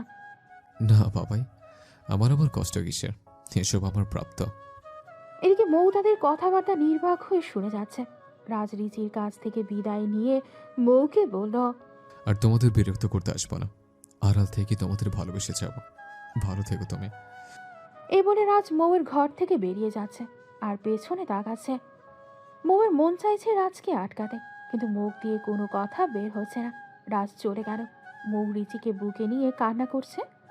বেশ কিছুক্ষণ পর রাজ বিছানায় শুয়ে আছে। রীতি যখন আজকে ডাকতে গিয়ে গায়ে হাত দিল, দেখে জ্বরে গা পুড়ে যাচ্ছে। মৌ মনটা যেন কেমন করছে। সারা রাত ঘুমোতে পারেনি, তার সাথে এমন ব্যবহার করা ঠিক হয়নি। এসব নিয়ে চিন্তা করতে লাগলো, কারণ সেও তো রাজকে অনেক ভালোবাসে। রাজ তো তার ভুলের জন্য অনুতপ্ত হয়েছিল। তাহলে কেন আমি এমন করলাম ভাবতে ভাবতে সকাল হয়ে গেছে। মৌ খেয়াল করলো তার ফোনটা বাজতেছে। অচেনা নাম্বার থেকে ফোন আসছে। কল রিসিভ করতেই বুঝতে পারলো এটা ঋত্বর করেছে। ঋত্ব বলে উঠল, রাজ ভাইয়ের অনেক জ্বর। ভাইয়া অচেতন অবস্থায় শুধু আপনার নাম বলে যাচ্ছে। আপনি পারলে একবার আসুন। মৌ কথাটা শুনে আর স্থির থাকতে পারল না। কোনো রকম ফ্রেশ হয়ে তার মেয়েকে নিয়ে বের হয়ে গেল। খুব সকালে এভাবে যাওয়াতে তার মেয়ে বিচলিত হয়ে মাকে প্রশ্ন করল, মা, আমরা কোথায় যাচ্ছি? মা, আমরা তোমার বাবাইয়ের কাছে যাচ্ছি। মৌ কিছুক্ষণের মধ্যেই রাজের বাসায় চলে আসলো। রাজের পাশে মৌ কান্না করছে। রিচি বাবাইকে বলছে, বাবাই, তোমার কি হয়েছে? চিন্তা করো না, আমরা তোমায় নিতে আসছি। রাজ মৌ ও রিচিকে দেখে অবাক হয়ে গেছে, কারণ তাদের তো এখানে আসার কথা না। রাজ মৌ বলতেছে, তোমরা এখানে? আমি তো তোমাদের অনেক বিরক্ত করি, তাই তো কথা দিয়েছে আর বিরক্ত করবো না তোমাদের। প্লিজ এমন করে বলো না। আমি না জেনে না বুঝে তোমার অনেক কষ্ট দিয়েছি, যা একজন আদর্শ স্ত্রী হিসেবে আমার করা ঠিক হয়নি। অ্যাক্সিডেন্টের পর আমি নিজেকে হসপিটালে আবিষ্কার করি। এই জন্য মনে মনে তোমার দোষারোপ করতে থাকি। আমি আমি তোমার থেকে নিজেকে অনেক দূরত্বে রাখতে চেয়েছিলাম, কিন্তু তোমার ভালোবাসা আমাকে তোমার কাছে নিয়ে এসেছে। যেন প্রতিটা রাত তোমার তোমার জন্য আমার হৃদয় কেঁদেছে। যখন তুমি আমার পেতে আমার কাছে আসছো, আমি তোমাকে নানাভাবে অপমান করে তাড়িয়ে দিয়েছি। আজ আমি বুঝতে পারছি আমি তোমাকে এভাবে তাড়িয়ে দেওয়া উচিত হয়নি আমার। তোমার ব্যবহারে আমি খুব কষ্ট পেয়েছিলাম। সে যেদিন তুমি আমাকে এভাবে ছেড়ে যেতে বাধ্য করেছিলে, এই বাড়িতে থাকলে হয়তো আমি রিচিকে বাঁচাতে পারতাম না। একদিকে বাবা আর একদিকে নিজের সন্তান, কাকে বেছে নিব আমি বুঝতেই পারছিলাম না। তারপর আমার মাথায় এই আইডিয়াটা আসে, এতে আমার বাবা আর আমার বাচ্চা দুজনকে বাঁচানো সম্ভব। সেদিন তোমাকে দেয়া কথা রাখতে পারিনি রাজ। মা হয়ে পারিনি নিজের বাচ্চাটাকে হত্যা করতে। বাবাকে দেয়া টাকার জন্য, টাকার পর আমি কোথায় যাব কিছু বুঝতে পারছিলাম না। তারপর একটা গাড়ির সাথে আমার ধাক্কা লাগে, সেখানে এক ভদ্রলোক আমায় বাঁচায়। তারপর থেকে উনি আমাকে নিজের মেয়ে ভাবতে শুরু করে। আমার নতুন নাম হয় কারিমা। আর তিশান আমার ভালো বন্ধু, আমার স্বামী নয়। রাজের চোখ দিয়ে পানি পড়ছিল। মৌ কথাগুলো শুনে মৌকে বলছে, আমি সেদিন ভুল করেছিলাম, তোমাকে বুঝতে পারিনি। কালচাপিনীকে পাওয়ার জন্য তোমাকে কষ্ট দিয়েছে, ওর জন্য তোমাকে স্ত্রীর মর্যাদা দিইনি, তাই তো আমার করুণ অবস্থা। দুই হাত তুলে মৌয়ের কাছে ক্ষমা চাচ্ছে। মৌ রাজের হাত দুটো ধরে বলল, কি বলছো এসব? আমাদের মাঝে যা হয়েছে তা আল্লাহ তাআলা আমাদের ভালোর জন্যই করেছেন। এই বলে রাজকে জড়িয়ে ধরল। ঋদ্ধি ও রিচি দুজনেই খুশিতে আত্মহারা। রিচিও তার বাবাইকে জড়িয়ে ধরল। রাজ বলল, তোমরা আমার এক একটা কলিজা, ভালোবাসি তোমাদের। এভাবে বেশ কিছুদিন কেটে গেল। রাজ এখন সম্পূর্ণ সুস্থ। আজ আবার রাজ আর মৌয়ের ফুলসজ্জার আয়োজন করা হয়েছে। রিচি রিক্তর সাথে ঘুমিয়েছে। মৌ মাথা নাড়িয়ে হ্যাঁ সূচক করল। তারপর আস্তে আস্তে রাজ আর মৌ ভালোবাসার সাগরে ডুব দিল। রিচি মাঝখান থেকে বলে উঠল, বাবাই মা আমাদের সংসারের নাম হবে সুখের সংসার। কথাটা শুনে সবাই হেসে দিল। সমাপ্ত।